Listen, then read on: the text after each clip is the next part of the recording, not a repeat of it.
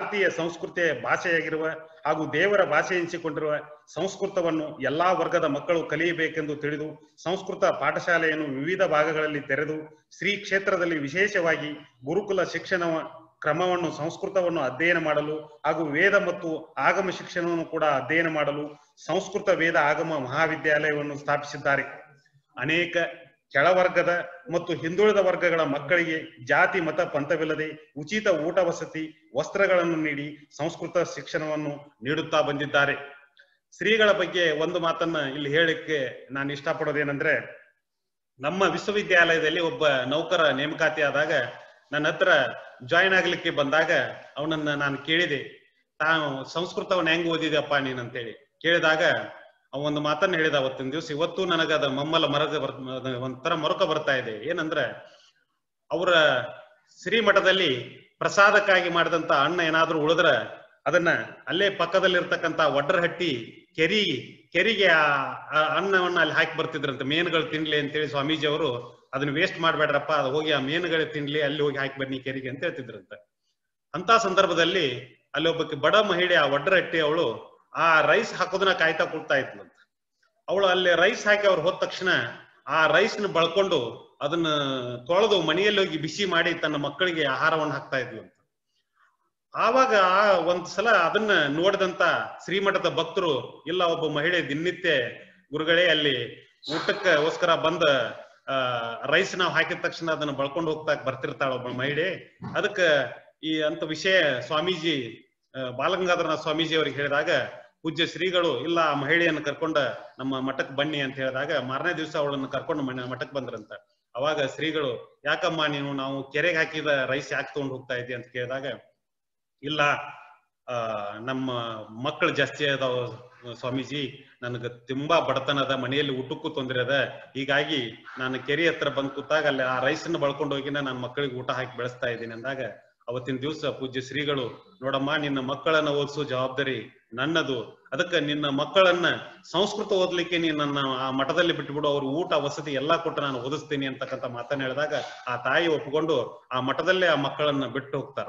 ಅವಾಗ ಆ ಮಕ್ಕಳು ಇವತ್ತು ಓದಿ ಇವತ್ತು ನಮ್ಮ ವಿಶ್ವವಿದ್ಯಾಲಯದಲ್ಲಿ ಅವ್ರ ಮನೆಯಲ್ಲಿ ಹಲವಾರು ಜನ ಸಂಸ್ಕೃತ ಶಿಕ್ಷಕರಾಗಿದ್ದಾರೆ. ಇವತ್ತು ತುಂಬಾ ಸಂತೋಷ ಪಡ್ತಕ್ಕಂತಂದ್ರೆ ಶ್ರೀಮಠ ಮಾಡದಂತ ಒಂದು ಅತಿ ಪುಣ್ಯದ ಕೆಲಸ ಅಂದ್ರೆ ನಾವು ಹೇಳ್ಬೋದು. ಆ ಮಠದಲ್ಲಿ ಇರ್ತಕ್ಕಂಥ ಆ ಮಠದಲ್ಲಿ ಓದಿ ಬೆಳೆದಂತ ವ್ಯಕ್ತಿನ ಇವತ್ತ ಇಲ್ಲಿ ನಮ್ಮಲ್ಲಿ ನೌಕರಿ ಮಾಡ್ತಾರ. ಜೊತೆಗೆ ಅವ್ರ ಅಣ್ಣನೂ ಸಹಿತ ಇಲ್ಲೇನೆ ನೌಕರಿಗೆ ಸೇರ್ಕೊಂಡಿದ್ದಾರೆ. ಇದನ್ನ ನೋಡಿದಾಗ ಶ್ರೀಮಠದ ಒಂದು ಆಶ್ರಯದಲ್ಲಿ ಆ ಮಠದಿಂದ ಪುಣ್ಯವನ್ನು ಪಡೆದಂತ ವಡ್ರಹಟ್ಟಿಯಲ್ಲಿ ಸುಮಾರು 25 ಜನ 30 ಜನ ಶಿಕ್ಷಕರು ಇವತ್ತು ಸಂಸ್ಕೃತ ಶಿಕ್ಷಕರಾಗಿ ಕಾರ್ಯ ಮಾಡ್ತಾ ಇರೋದು ನೋಡಿದ್ರೆ ಶ್ರೀಮಠದ ಕೊಡುಗೆ ಎಷ್ಟು ವರ್ಣಿಸಿದ್ರು ಸಹಿತ ನಾವು ಸಾಲದು. ಇಲ್ಲಿ ಅಧ್ಯಯನ ಮಾಡಿದ ಅನೇಕ ಮಕ್ಕಳು ದೇಶದ ನಾನಾ ಭಾಗಗಳಲ್ಲಿ ಉನ್ನತ ಹುದ್ದೆಯನ್ನು ಅಲಂಕರಿಸಿದ್ದು ಹಾಗೂ ಶ್ರೀಮಠವು ವೇದ ಹಾಗೂ ಆಗಮವನ್ನು ವಿಶೇಷವಾಗಿ ಅಧ್ಯಯನ ಮಾಡಿದ ಉತ್ತಮ ವಿದ್ಯಾರ್ಥಿಗಳಿಗೆ ವಿದೇಶದಲ್ಲಿಯೂ ಕೂಡ ಅರ್ಚಕ ವೃತ್ತಿಯನ್ನು ಮಾಡುವ ಅವಕಾಶವನ್ನು ಕಲ್ಪಿಸಿಕೊಟ್ಟಿದೆ. ಅನೇಕ ಸಂಸ್ಕೃತ ವಿದ್ಯಾರ್ಥಿಗಳು ವಿದೇಶದಲ್ಲಿಯೂ ಕಾರ್ಯನಿರ್ವಹಿಸುವ ವ್ಯವಸ್ಥೆಯನ್ನು ಶ್ರೀಮಠವು ಮಾಡಿದೆ. ಶ್ರೀಮಠದ ಸಂಸ್ಕೃತ ಮಹಾವಿದ್ಯಾಲಯದಲ್ಲಿ ಅನೇಕ ಸಾಧು ಸಂತರು ಸಂಸ್ಕೃತ ಶಿಕ್ಷಣವನ್ನು ಪಡೆದಂತ ವಿದ್ಯಾರ್ಥಿಗಳಾಗಿದ್ದು ಅನೇಕ ಮಠಾಧೀಶರು ಕೂಡ ಶಿಕ್ಷಣವನ್ನು ಪಡೆದವರಾಗಿದ್ದಾರೆ.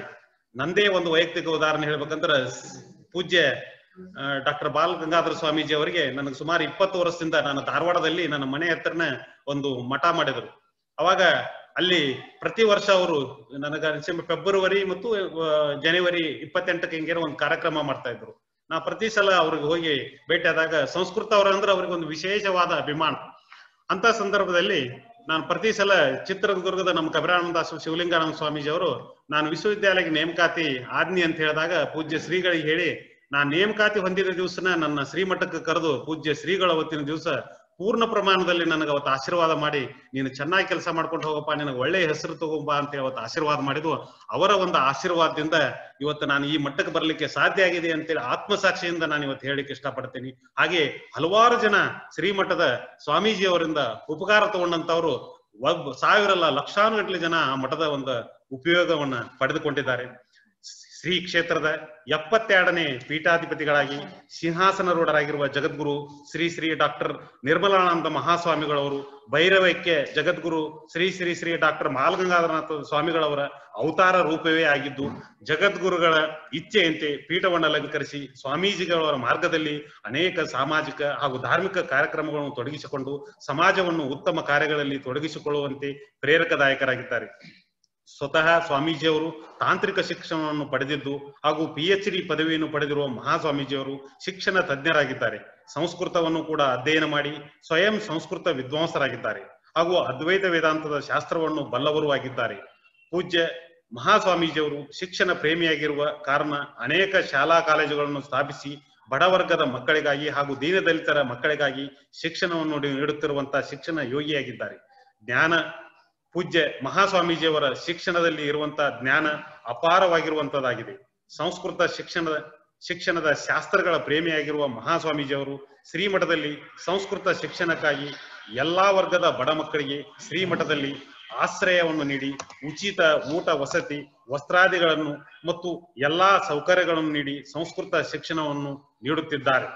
ಪೂಜ್ಯ ಸ್ವಾಮೀಜಿಯವರು ಸ್ವಯಂ ಶಿಕ್ಷಣ ಪ್ರೇಮಿಯಾಗಿರುವುದರಿಂದ ಶ್ರೀ ಕ್ಷೇತ್ರದಲ್ಲಿ ಪ್ರತಿ ವರ್ಷ ವಿಜ್ಞಾತಂ ಎಂಬ ಮೇಳವನ್ನು ಆಯೋಜಿಸಿ ಹೊಸ ಹೊಸ ವಿಷಯಗಳನ್ನು ಹೊರತರುವಂತಹ ಮಹತ್ ಕಾರ್ಯವನ್ನು ಮಾಡುತ್ತಿದ್ದಾರೆ. ಹಾಗೆ ಮಕ್ಕಳ ಬಗ್ಗೆ ಕಾಳಜಿ ಉಳ್ಳಂತ ಪೂಜ್ಯ ಸ್ವಾಮೀಜಿಯವರು ಮಕ್ಕಳ ಪ್ರತಿಭೆಯನ್ನು ಹೊರತರಲು ಯುವ ಕವಿ ಸಮ್ಮೇಳನವನ್ನು ಪ್ರತಿ ವರ್ಷ ಆಯೋಜಿಸಿ ಉತ್ತಮ ಯುವ ಪ್ರತಿಭೆಯನ್ನು ಸಮಾಜಕ್ಕೆ ಪರಿಚಯಿಸುವ ಕಾಳಜಿಯನ್ನು ಹೊಂದಿದವರಾಗಿದ್ದಾರೆ.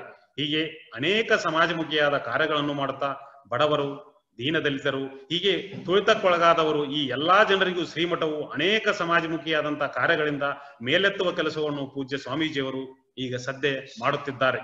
ಹಾಗೂ ಅನೇಕ ಆಸ್ತಿಕ ಸದ್ಭಕ್ತ ಮಹಾಶಯರುಗಳಿಗೆ ದಾರಿ ತೋರುವ ಮಹಾಗುರುವಾಗಿ, ಹಸಿದವರಿಗೆ ಅನ್ನವನ್ನು ನೀಡಿ ಜ್ಞಾನಾರ್ಥಿಗಳಿಗೆ ಜ್ಞಾನವನ್ನು ನೀಡುತ್ತಾ ಸಮಾಜದ ಉದ್ಧಾರವನ್ನು ಮಾಡುತ್ತಾ ಬಂದಿರುವ ಮಹಾಯೋಗಿಯಾಗಿರುವಂತಹ ಪೂಜ್ಯ ಮಹಾಸ್ವಾಮೀಜಿಯವರಿಗೆ ನಮ್ಮ ವಿಶ್ವವಿದ್ಯಾಲಯದ ವತಿಯಿಂದ ಹಾಗೂ ವೈಯಕ್ತಿಕವಾಗಿ ನಾನು ತುಂಬ ಹೃದಯದ ಸ್ವಾಗತ ಕೋರುತ್ತೇನೆ. ಹಾಗೇನೆ ಈ ಒಂದು ಕಾರ್ಯಕ್ರಮದಲ್ಲಿ ಉಪಸ್ಥಿತರಿರ್ತಕ್ಕಂಥ ಸಂಸ್ಕೃತ ಅಭಿಮಾನಿಗಳು ಮತ್ತು ಸ್ವತಃ ಒಬ್ಬ ಸೈಂಟಿಸ್ಟ್ ಆಗಿರ್ತಕ್ಕಂಥ ಡಾಕ್ಟರ್ ಸಚಿನ್ ಕಟಾಳೆ, ಸಹ ಸಂಪಾದಕರು ಸಂಭಾಷಣಾ ಸಂದೇಶ ಮಾಸಪತ್ರಿಕೆ, ಇವತ್ತು ನಮ್ಮ ಕರೆಗೆ ಒಗಟ್ಟು ಅವರು ಸಹಿತ ಇವತ್ತಿನ ಕಾರ್ಯಕ್ರಮದಲ್ಲಿ ಉಪಸ್ಥಿತರಿದ್ದಾರೆ. ಅವರಿಗೂ ಸಹಿತ ವೈಯಕ್ತಿಕವಾಗಿ ಹಾಗೂ ಸಂಸ್ಕೃತ ವಿಶ್ವವಿದ್ಯಾಲಯದ ವತಿಯಿಂದ ತುಂಬ ಹೃದಯದ ಸ್ವಾಗತ ಕೋರುತ್ತೇನೆ.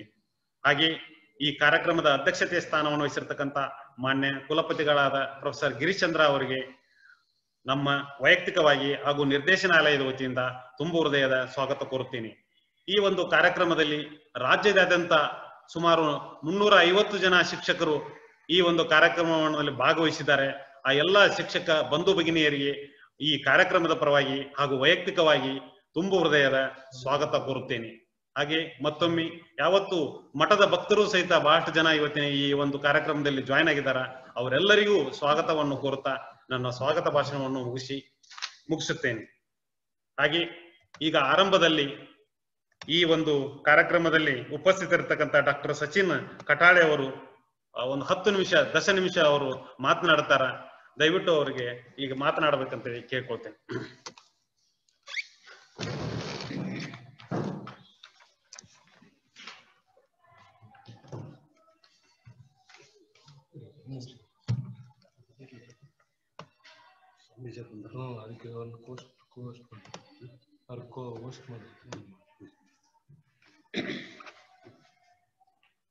सर्वेभ्यः नमः।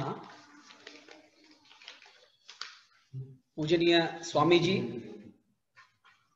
विश्वविद्यालयस्य कुलपति महोदयः, अन्ये प्राध्यापकाः, एतस्य कार्यक्रमस्य वीक्षकाः, संस्कृतप्रेमिणः,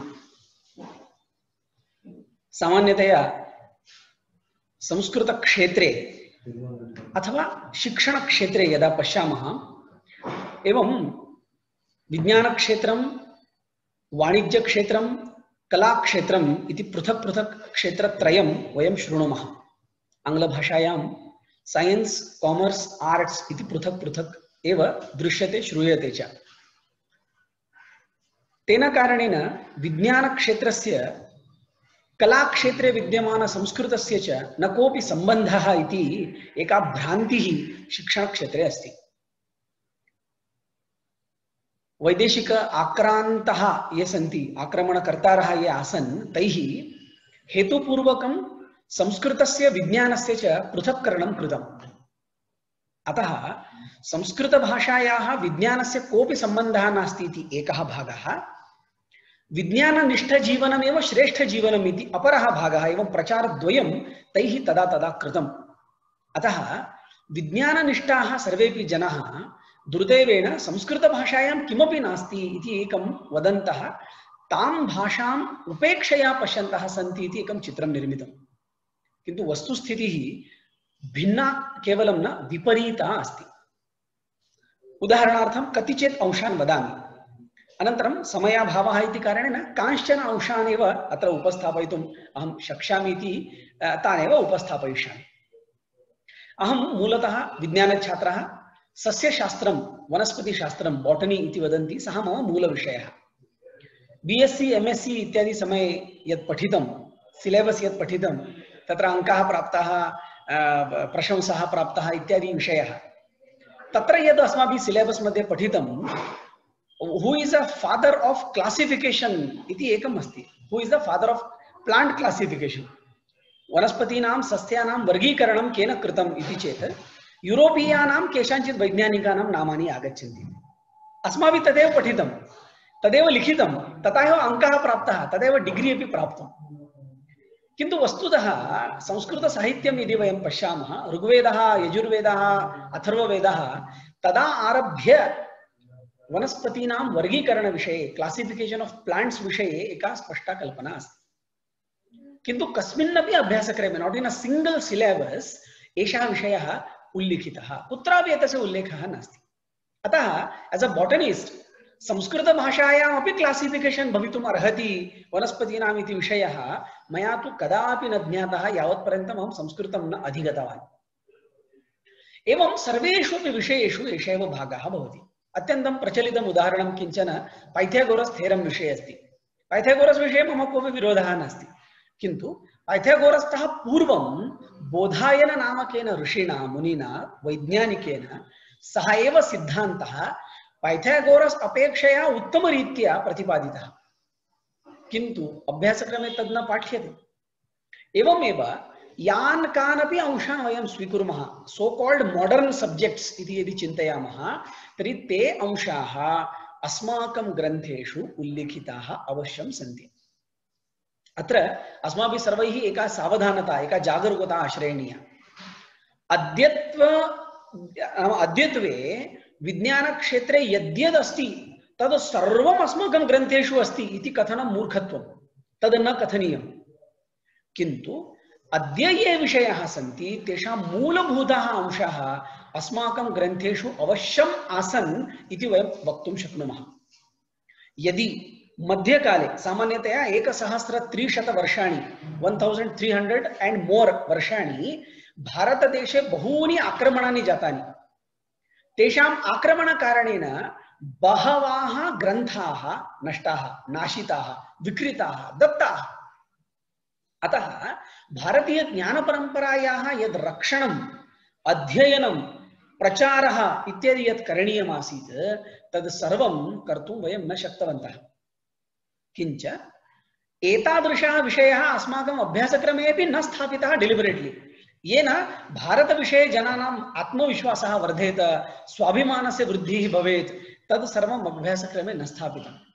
अहम् उदाहरणम् एकं किञ्चित् वदामि।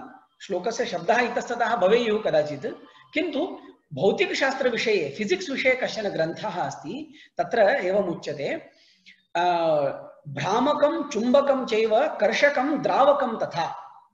अग्रे इतोपि एका पङ्क्तिः अस्ति, तद्विषये न गच्छामि।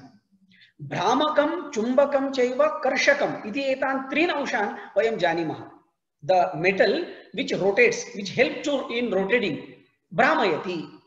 सर्वकारयानेषु, सर्व रेलयानेषु अपि तद् मैग्नेटिक पावर अस्ति, येन भ्रमणं भवति, रोटेटिंग भवति। सो भ्रामकम् अभवत्। चुम्बकम्, it is magnet, every one of us know about that. तृतीयम् अस्ति कर्षकम्, which pulls, एतदपि चुम्बकस्य प्रकार एतमपि चुम्बकस्य प्रकारं वयं सर्वे जानीमः। चतुर्थः प्रकारः तस्मिन् श्लोके उल्लिखितः अस्ति द्रावकम्।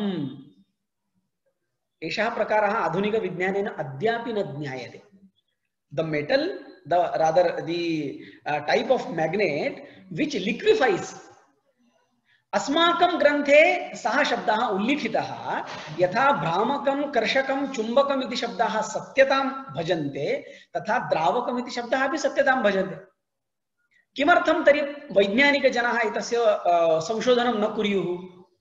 यदि संशोधनं करिष्यन्ति तर्हि द्रावकम् इति यः प्रकारः चुम्बकस्य अस्ति सोऽपि पदार्थः बहिरागन्तुं शक्नोति। इट् नीड्स् सम् स्टडी आफ् अवर् एन्शियण्ट् ग्रन्थास्। अहम् उदाहरणार्थम् एकम् उक्तवान्। रसरत्न समुच्चयः, रसार्णवतन्त्रम् इत्यादयः बहवः ग्रन्थाः सन्ति येषु ग्रन्थेषु वैज्ञानिकः अंशः प्रतिपादितः। अपरम् एकम् उदाहरणं वदामि, फिजिक्स् विषयकमेव। संस्थाप्य मृण्मये पात्रे ताम्रपत्रं सुसंस्कृतं छादयेत् शखिग्रीवेण इत्यादि एकः श्लोकः अस्ति। तस्मिन् श्लोके इलेक्ट्रिसिटी सेल् कथं निर्मातव्यम् इत्यस्य प्रमाणं दत्तमस्ति। नागपुरे एतान् श्लोकान् मनसि निधाय संशोधनं कृतम् and you will be happy to know विद्युत् निर्माणं जातम्।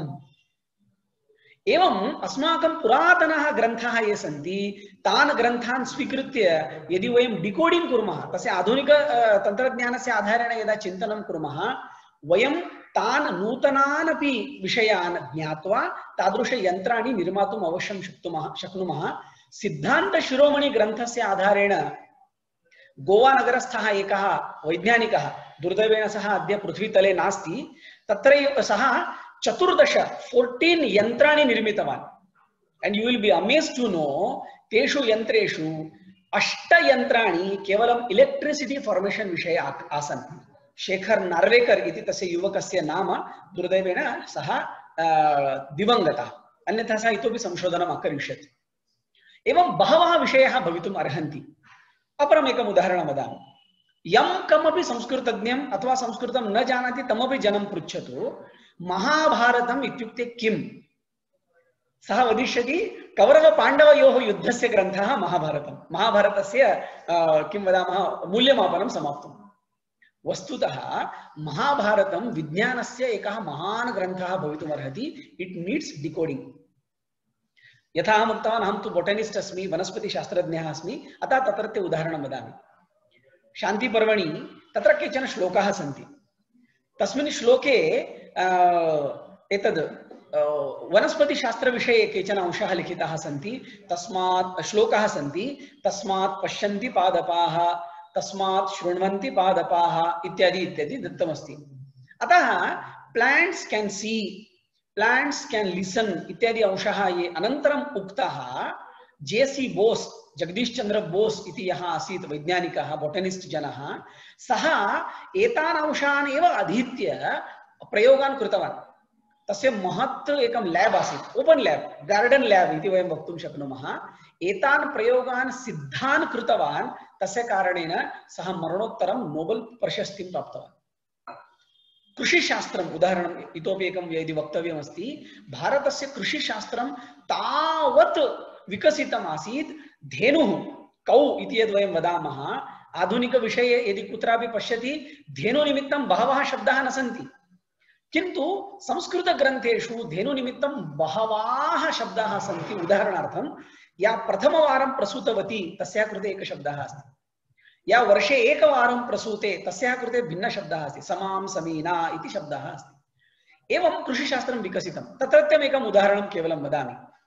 महाराष्ट्रे कोल्हापुर समीपे एका वैद्या अस्ति, वैद्या नाम डॉक्टर अस्ति, PhD डॉक्टर। कृषिक्षेत्रस्य अध्ययनं कृत्वा वराहमिहिरस्य ग्रन्थस्य अध्ययनं सा कृतवती। तद् कृत्वा सा भूजलस्य संशोधनस्य कतिचन फार्मुला उक्तवती। महाराष्ट्रे तस्मिन् समये अत्यन्तं दुर्भिक्षम् आसीत्, जलमेव न आसीत्। किन्तु विजया जोशी महोदया, नाम कदाचित् विजय इति अस्ति, अग्रे कदाचित् दोषः स्यात्, सा ग्रन्थस्य अध्ययनं कृत्वा बहूनि लक्षणानि एकत्र आनीतवती। अमुक एकः वृक्षः अस्ति चेत् जलम् अस्ति, अमुक एकः पक्षी अस्ति चेत् जलम् अस्ति इति कृत्वा सा तस्य फार्मुलेशन् कृतवती। भवतां सर्वेषाम् आनन्दाय भवेत्, आश्चर्याय भवेत्, अभिमानाय भवेत्। 300 कृषकाः, more than 300 farmers, they are benefited. एषा महोदय यत्र यत्र जलम् अस्ति इति उक्तवती, तत्र यदा कूपखननं कृतं प्रचण्डं जलं प्राप्तम्। अद्यत्वे सैटेलाइट द्वारा जल अन्वेषणं भवति, किन्तु तद् बहुधा फेल भवति। किन्तु विजयदुषी महोदया यद् अन्वेषणं कृतवती तत्र तस्याः सक्सेस परसेंटेज 95% इति अस्ति। एवं बॉटनी भवतु, मैथमेटिक्स भवतु, फिजिक्स भवतु, बहवः अंशाः सन्ति ये अस्माकं ग्रन्थेषु श्लोकबद्धः सन्तः स्पष्टतया उक्ताः सन्ति। वयं सर्वे संस्कृतज्ञाः एतं कार्यक्रमम् आगतवन्तः स्मः। अग्रे वयं स्वामिनां मुखतः अपि बहून् अंशान् श्रोष्यामः। मम भवत्सु सर्वेषु निवेदनमस्ति, संस्कृतम् इज इक्वल टू रामा रामो रामा इति केवलं न। संस्कृतम् एका ज्ञानभाषा। यदि वयं संस्कृतं पठामः अस्माकं बुद्धेः विकासः भवति, न तु केवलं मार्क्लिस्ट मध्ये मार्क्स विकासः भवति। एषः विषयः सर्वैः संस्कृतज्ञैः अस्माभिः छात्राणां पुरतः वक्तव्यः। तस्य कतिचित् प्रमाणानि दातव्यानि। विज्ञानं पाठनीयम् इति अहं न वदामि, किन्तु विज्ञानस्थः केचन अंशाः यदि उक्ताः स्युः तर्हि छात्राः संस्कृतविषये, भारतीय ग्रन्थपरम्परायाः विषये, अस्माकं पूर्वजानां विषये च निश्चयेन आदरवन्तः भविष्यन्ति। अन्तिमम् एकम् उदाहरणम् उक्त्वा मम विषयं समापयिष्यामि। 2005 तमे वर्षे साइंस इन संस्कृत इति विषये वयं चेन्नई नगरे एकं संशोधनं कुर्वन्तः आस्म। ग्रन्थालयः गन्तव्यः, ग्रन्थस्य पठनं करणीयम्। आदिनं ग्रन्थस्य पठनं कृत्वा कदाचित् एकः श्लोकः प्राप्यते यत्र विज्ञान अंशः अस्ति। वयं तम् अंशं स्वीकृत्य विज्ञानिनः समीपं गच्छामः स्म। अनन्तरं पृच्छामः स्म, respected sir, this is our संशोधनं, we are finding some physics regarding subjects in this shloka, will you please explain. भवन्तः सर्वे आश्चर्यम् अनुभविष्यन्ति। मया स्वयम् अनुभूतः अंशः। Head of the Department of Physics of one college in Chennai, he told me, stop this rubbish. India have had no knowledge about science. India is a country of fools. It is a head of the department उक्तवान्। मम महान् खेदः जातः। विज्ञानं पठितवान् जनाः भारतीय विज्ञानविषये एवम् उपेक्षाभावं प्राप्नोति, दर्शयति। यदि एते सर्वे जनाः अग्रे लीड करिष्यन्ति ज्ञानस्य शाखां, तर्हि भारतस्य दुर्दैवं महद् भविष्यति। अतः भवन्तः सर्वे कृपया उपेक्षाभावेन भारतीय ग्रन्थान् न पश्येयुः, अपेक्षया पश्येयुः। ततः बहवः अंशाः अस्माभिः पठितुं शक्याः इति भावेन यदि पश्येयुः, संस्कृतस्य, भारत संस्कृत ग्रन्थेषु विद्यमान विज्ञान विषयस्य, तेन भारतस्य च भविष्यम् उज्ज्वलं भविष्यति इति मम विश्वासः। एतेन व्याख्यानमुखेन स्वामिनामपि दर्शनम् अभवत्, भवतां सर्वेषां संस्कृतज्ञानं दर्शनम् अभवत् इति सन्तुष्टः अस्मि। आयोजकेभ्यः धन्यवादान् वितीर्य मम वाणीम् अत्रैव विरमामि। वदतु संस्कृतं, जयतु भारतम्। धन्यवादः। ಇವತ್ತಿನ ಶ್ರೀ ಡಾಕ್ಟರ್ ಸಚಿನ್ ಕಟಾಳೆ ಅವರು 10 ನಿಮಿಷದಲ್ಲಿ ಈ ಸಂಸ್ಕೃತವನ್ನ ಅಧ್ಯಯನ ಮಾಡಿದರೆ ಬುದ್ಧಿ ಮಟ್ಟ ಜಾಸ್ತಿ ಹೆಚ್ಚಾಗುತ್ತೆ ಅಂತಕ್ಕಂಥ ಮಾತನ್ನ ಹೇಳೋದರ ಮೂಲಕ ನಮಗೆ ಹಲವು ವಿಷಯಗಳನ್ನ ಇವತ್ತಿನ ದಿವಸ ತಿಳಿಸಿಕೊಟ್ಟಿದ್ದಾರೆ. ಮಹೋದಯ, ತಮಗೆ ತುಂಬು ಹೃದಯದ ಕೃತಜ್ಞತೆಗಳು. ಈಗ ಮಾನ್ಯ ಕುಲಪತಿಗಳು 2 ವಾಕ್ಯಗಳಲ್ಲಿ ತಮ್ಮ ಮಾತನಾಡಿ ಅಧ್ಯಕ್ಷೀಯ ಮಾತನ್ನು ಮಾತನಾಡಿ ಪೂಜ್ಯ ಶ್ರೀಗಳಿಗೆ ಅವಕಾಶ ಕೊಡಬೇಕಾಗಿ ತಮ್ಮಲ್ಲಿ ಕೇಳಿಕೊಳ್ತೇನೆ.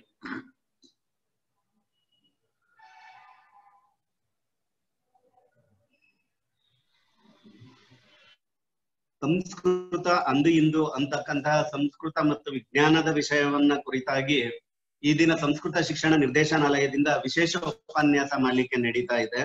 ಇಂದಿನ ಈ ಕಾರ್ಯಕ್ರಮದ ದಿವ್ಯ ಸಾನ್ನಿಧ್ಯವನ್ನ ವಹಿಸಿರ್ತಕ್ಕಂತಹ ಜಗದ್ಗುರುಗಳಾಗಿರ್ತಕ್ಕಂತಹ ಡಾಕ್ಟರ್ ಶ್ರೀ ಶ್ರೀ ಶ್ರೀ ನಿರ್ಮಲಾನಂದನಾಥ ಮಹಾಸ್ವಾಮಿಗಳ ಪಾದಾರವಿಂದಗಳಿಗೆ ನಾನು ನಮಸ್ಕಾರಗಳನ್ನು ಸಲ್ಲಿಸ್ತೇನೆ. ಹಾಗೆ ಇಲ್ಲಿಯವರೆಗೆ ಮಾತನಾಡಿದಂತಹ ಡಾಕ್ಟರ್ ಸಚಿನ್ ಕಟಾಳೆ ಅವರನ್ನ ನಾನು ಅವರಿಗೆ ಅಭಿನಂದನೆಗಳನ್ನ ಸಲ್ಲಿಸ್ತೇನೆ. ಮತ್ತೆ ಈ ಕಾರ್ಯಕ್ರಮವನ್ನು ಅಚ್ಚುಕಟ್ಟಾಗಿ ಆಯೋಜನೆ ಮಾಡಿರ್ತಕ್ಕಂತಹ ಸಂಸ್ಕೃತ ಶಿಕ್ಷಣ ನಿರ್ದೇಶನಾಲಯದ ನಿರ್ದೇಶಕರಾಗಿರ್ತಕ್ಕಂತಹ ಡಾಕ್ಟರ್ ಪ್ರಕಾಶ್ ಪಾಗೋಜಿ ಅವರಿಗೆ ಅವ್ರನ್ನು ಕೂಡ ಅಭಿನಂದಿಸ್ತಾ ಇದ್ದೇನೆ. ಮತ್ತೆ ಈ ಕಾರ್ಯಕ್ರಮದಲ್ಲಿ ಭಾಗಿಯಾಗಿರ್ತಕ್ಕಂತಹ ಎಲ್ಲಾ ಶಿಕ್ಷಕ ವೃಂದದವರಿಗೆ ನನ್ನ ನಮಸ್ಕಾರಗಳನ್ನು ತಿಳಿಸ್ತಾ ಇದ್ದೇನೆ. ಮೊದಲನೇದಾಗಿ ಸಂಸ್ಕೃತ ಮತ್ತು ವಿಜ್ಞಾನ ಅಂತಕ್ಕಂತಹ ಒಂದು ಉತ್ತಮ ವಿಷಯವನ್ನ ಇಟ್ಟುಕೊಂಡು ಇದನ್ನ ವಿಶೇಷ ಉಪನ್ಯಾಸ ಮಾಲಿಕೆ ನಡೆಸ್ತಿರ್ತಕ್ಕಂಥದ್ದು ತುಂಬಾ ಸಂತೋಷದ ವಿಚಾರ. ಹಾಗಾದ್ರೆ ವೈಜ್ಞಾನಿಕ ಲೋಕಕ್ಕೆ ಸಂಸ್ಕೃತ ಸಾಹಿತ್ಯದ ಕೊಡುಗೆ ಅಪಾರವಾಗಿರ್ತಕ್ಕಂತಹ ಇಂತಹ ಸಂದರ್ಭದಲ್ಲಿ ಹಲವಾರು ಶಾಸ್ತ್ರಗಳಲ್ಲಿ, ರಸಾಯನಶಾಸ್ತ್ರ, ಗಣಿತ, ಜ್ಯೋತಿಷ್ಯ ಶಾಸ್ತ್ರ ಮುಂತಾದವುಗಳಲ್ಲಿ ಪ್ರಗತಿ ಕಂಡಿರ್ತಕ್ಕಂಥದನ್ನ ನಾವು ನೋಡಬಹುದು.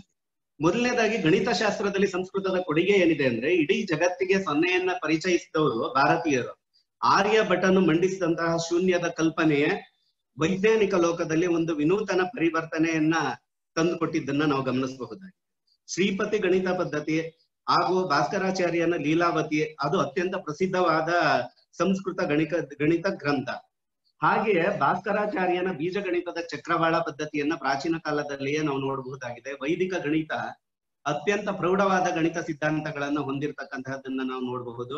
ಶುಲ್ಭ ಸೂತ್ರಗಳಿರ್ಲಿ, ಜಿಯೋಮೆಟ್ರಿಕ್ಗೆ ಸಂಬಂಧಿಸಿದ ಸಿದ್ಧಾಂತಗಳನ್ನ ನಾವು ನೋಡಬಹುದು.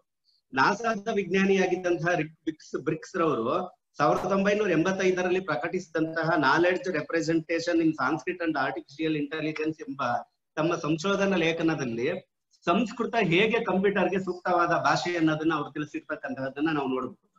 ಹಾಗೆ ಭೌತಶಾಸ್ತ್ರಕ್ಕೆ ಕಣಾದ ಮಹರ್ಷಿಗಳು ನೀಡಿರ್ತಕ್ಕಂತಹ ಕೊಡುಗೆಯನ್ನು ನಾವು ಗಮನಿಸಬಹುದು. ಅವರ ವೈಶೇಷಿಕ ಸೂತ್ರ, ಪರಮಾಣುಗಳು, ಪರಮಾಣು ಸಿದ್ಧಾಂತ, ಆಟಮಿಕ್ ಥಿಯರಿಯನ್ನು ಕೂಡ ನಾವು ನೋಡಬಹುದಾಗಿದೆ. ಹಾಗೆಯೇ ಪರಮಾಣುವಿನಲ್ಲಿ ಇರ್ತಕ್ಕಂತಹ ಪ್ರಭಾವ, ಆಕೃತಿ ಮುಂತಾದವುಗಳನ್ನ ಕಣಾದ ಸ್ಪಷ್ಟವಾಗಿ ತಿಳಿಸಿರ್ತಕ್ಕಂತಹದನ್ನ ನಾವು ಗಮನಿಸಬಹುದು. ಪರಮಾಣುವಿನ ದ್ವೇಣುಕ ಇದರಿಂದ ಅಂದ್ರೆ ಮಾಲಿಕ್ಯೂಲ್ ಅಂತಕ್ಕಂಥದ್ದು. ತ್ರೇಣುಕ ಅಂದಾಗ ಇದು ಕಾಂಪೌಂಡ್ ಮಾಲಿಕ್ಯೂಲ್, ಇದರಿಂದ ಚತುರಣುಕ ಕಾಂಪ್ಲೆಕ್ಸ್ ಮಾಲಿಕ್ಯೂಲ್ ಹುಟ್ಟುತ್ತದೆ ಅನ್ನೋದು ಪರಮಾಣು ಶಾಸ್ತ್ರಕ್ಕೆ ಅತಿ ದೊಡ್ಡ ಕೊಡುಗೆಯನ್ನ ಕಣಾದವರು ನೀಡಿರ್ತಕ್ಕಂಥದ್ದು. ಆಧುನಿಕ ವಿಜ್ಞಾನದಲ್ಲಿ ಡೆಲ್ಟನ್ಸ್ ಆಟಮಿಕ್ ಮಾಡೆಲ್, ರುದರ್ಫೋರ್ಡ್ ನ ಆಟಮಿಕ್ ಮಾಡೆಲ್ ಮತ್ತು ಮ್ಯಾಕ್ಸ್ ಪ್ಲಾಂಕ್ ನ ಆಟಮಿಕ್ ಮಾಡೆಲ್ ಇದ್ದಂತೆ ಪ್ರಾಚೀನ ಸಂಸ್ಕೃತ ವಿಜ್ಞಾನದಲ್ಲಿ ಕಣಾದರ ಆಟಮಿಕ್ ಮಾಡೆಲ್ ಇದ್ದಿತ್ತು ಅನ್ನೋದನ್ನ ನಾವು ತಿಳ್ಕೊಳ್ಬಹುದು. ಇನ್ನು ಜಗತ್ತಿನ ಸೃಷ್ಟಿಯನ್ನ ಗಮನಿಸೋದಾದ್ರೆ ಕಾಸ್ಮೋಲಾಜಿಯಲ್ಲೂ ಕೂಡ ಅನೇಕ ವೈಜ್ಞಾನಿಕ ಅಂಶಗಳಿರೋದನ್ನ ನಾವು ನೋಡಬಹುದು. ಈಗ ಆಕಾಶದಿಂದ ವಾಯು, ವಾಯುವಿನಿಂದ ಅಗ್ನಿ, ಅಗ್ನಿಯಿಂದ ಜಲ, ಜಲದಿಂದ ಪೃಥ್ವಿ ಉತ್ಪನ್ನ ಆಗಿದೆ ಅಂತ. ಅದು ಹೇಗೆ ಅಂದ್ರೆ, ಆಕಾಶ ಅಂದ್ರೆ ಈಥರ್ ಮೀಡಿಯಂ ಅಂತಕ್ಕಂಥದ್ದು, ವಾಯುವಿನಿಂದ ಅಗ್ನಿ, ಗಾಳಿ ಪ್ರಸರಣ ಮಾಡೋದಕ್ಕೆ ವೈಂಡ್ ಈಥರ್ನ ಅವಶ್ಯಕ, ಗಾಳಿ ಇದ್ದಲ್ಲಿ ಅಗ್ನಿ ಹುಟ್ಟುತ್ತೆ ಅಂತಕ್ಕಂಥದ್ದು ಇದು ವಿಜ್ಞಾನವು ಒಪ್ಪಿರ್ತಕ್ಕಂತಹ ಮಾತು. ಗಾಳಿಯು ಆಕ್ಸಿಜನ್ ಇಲ್ಲದಿದ್ರೆ ಅಗ್ನಿ ಉರಿಯಲ್ಲ ಅಂತಕ್ಕಂಥದ್ದು. ಅಗ್ನಿಯಿಂದ ಜಲ ಅಂದ್ರೆ ನೀರಿನ ಉತ್ಪತ್ತಿ, ಏಕೆಂದ್ರೆ ಆಧುನಿಕ ವಿಜ್ಞಾನದಂತೆ ನೀರು H2O, ಹಾಗಾಗಿ ಹೈಡ್ರೋಜನ್ನಿನ 2 ಪರಮಾಣು, ಆಮ್ಲಜನಕ ಆಕ್ಸಿಜನ್ ನ 1 ಪರಮಾಣು ಸೇರಿ ಜಲ ಆಗುತ್ತೆ ಅಂತಕ್ಕಂಥದ್ದು. ಈ ಫ್ಯೂಷನ್ಗೆ ಅಗ್ನಿ ಅಂದ್ರೆ ಎನರ್ಜಿ ಅತ್ಯವಶ್ಯಕ ಅಂತಕ್ಕಂತಹ ವಿಚಾರವನ್ನ ನಾವು ತಿಳ್ಕೊಳ್ಬಹುದಾಗಿದೆ. ಮತ್ತೆ ಜಲದಿಂದ ಪೃಥ್ವಿ, ಜಲದಿಂದ ನಾನಾ ಬಗೆಯಾದ ಜಂತುಗಳು, ಮರಗಿಡಗಳು ಹುಟ್ಟುತ್ತವೆ. ಪೃಥ್ವಿ ಹೀಗಾಗಿ ಪಂಚೀಕರಣ ಪ್ರಕ್ರಿಯೆಯನ್ನ ಗಮನಿಸಿದಾಗ ವಿಜ್ಞಾನಕ್ಕೆ ಇದು ಸರಿ ಹೊಂದುತ್ತೆ ಅಂತ. ಸಾಯಣರ ಋಗ್ವೇದ ಭಾಷೆಯಲ್ಲಿ ಬೆಳಕಿನ ವೇಗ ಅಂದ್ರೆ ವೆಲಾಸಿಟಿ ಆಫ್ ಲೈಟ್ ಇದರ ಉಲ್ಲೇಖ ಇರತಕ್ಕಂತಹದನ್ನ ನೋಡಬಹುದು. ಆರ್ಯಭಟರ ಸೂರ್ಯ ಸಿದ್ಧಾಂತದಲ್ಲಿ ಸೂರ್ಯ, ಚಂದ್ರ ಮೊದಲಾದ ಗ್ರಹಗಳನ್ನ ನಾವು ತಿಳ್ಕೊಳ್ಬಹುದು. ಅದೇ ರೀತಿಯಲ್ಲಿ ಅಸ್ಟ್ರೋನಾಮಿ, ಜ್ಯೋತಿಷ್ಯ ಶಾಸ್ತ್ರದಲ್ಲಿ ಕೂಡ ಭಾಸ್ಕರಾಚಾರ್ಯ, ವರಾಹ ಮಿಹಿರ, ಬ್ರಹ್ಮಗುಪ್ತ ಮುಂತಾದವರ ಕೊಡುಗೆಗಳನ್ನು ನಾವು ನೋಡಬಹುದು. ಇನ್ನು ರಸಾಯನ ಶಾಸ್ತ್ರಕ್ಕೆ ಸಂಬಂಧಪಟ್ಟ ಹಾಗೆ ನವದೆಹಲಿಯಲ್ಲಿ ಇರ್ತಕ್ಕಂತಹ ತುಕ್ಕು ಹಿಡಿಯದ ಕಬ್ಬಿಣದ ಕಂಬವೇ ಸಾಕ್ಷಿ ಅಂತಕ್ಕಂಥದ್ದು. ಅಲ್ಕೆಮಿ ಇದರಲ್ಲಿ ಹೆಚ್ಚಿನ ವಿಚಾರಗಳನ್ನ ತಂದಿರ್ತಕ್ಕಂಥವ್ರು ಆಚಾರ್ಯ ನಾಗಾರ್ಜುನಾದಿ ಪಂಡಿತರು ಸಂಶೋಧನೆ ಮಾಡಿರ್ತಕ್ಕಂತಹ ವಿಚಾರಗಳನ್ನ ನಾವು ನೋಡಬಹುದು. ಆದ್ರೆ ದುರದೃಷ್ಟವಶಾತ್ ಅದು ನಮಗೆ ಸಿಕ್ಕಿಲ್ಲ ಅಂತಕ್ಕಂಥದ್ದು. ಎಂಜಿನಿಯರಿಂಗ್ ವಿಭಾಗದಲ್ಲೂ ಸಾಕಷ್ಟು ಕೆಲಸಗಳು ಆಗಿದೆ ಅಂತಕ್ಕಂಥದ್ದು, ತುಂಬಾ ಹಿಂದೆಯೇ ಆಗಿದೆ ಅಂತಕ್ಕಂಥದ್ದನ್ನ ನಾವು ಗಮನಿಸಬಹುದಾಗಿದೆ. ಆಯುರ್ವೇದ ಶಾಸ್ತ್ರದಲ್ಲೂ ಕೂಡ ಚರಕ, ಶುಶ್ರೂಷಾದಿ ಇತ್ಯಾದಿಗಳ ಗ್ರಂಥಗಳಲ್ಲಿ ಪ್ಲಾಸ್ಟಿಕ್ ಸರ್ಜರಿ, ಕಣ್ಣಿನ ಕ್ಯಾಟರಾಕ್ಟ್ ಈ ರೀತಿಯ ಸರ್ಜರಿಗಳಾಗಿರ್ತಕ್ಕಂತಹದನ್ನ ನಾವು ಗಮನಿಸಬಹುದು.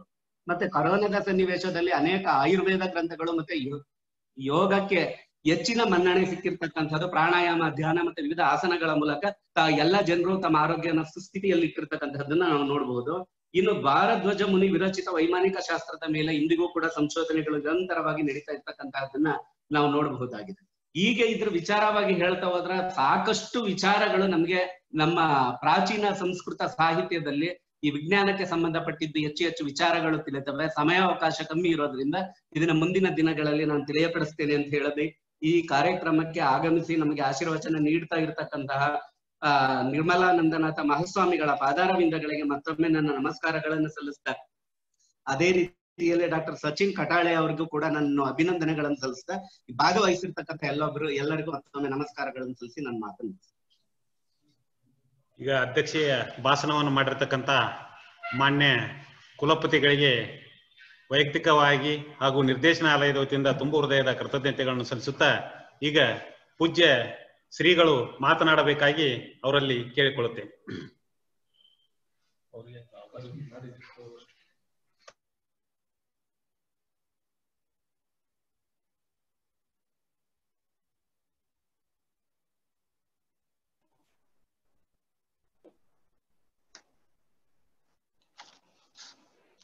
ಬ್ರಹ್ಮಾನಂದಂ ಪರಮಸುಖದಂ ಕೇವಲಂ ಜ್ಞಾನಮೂರ್ತಿಂ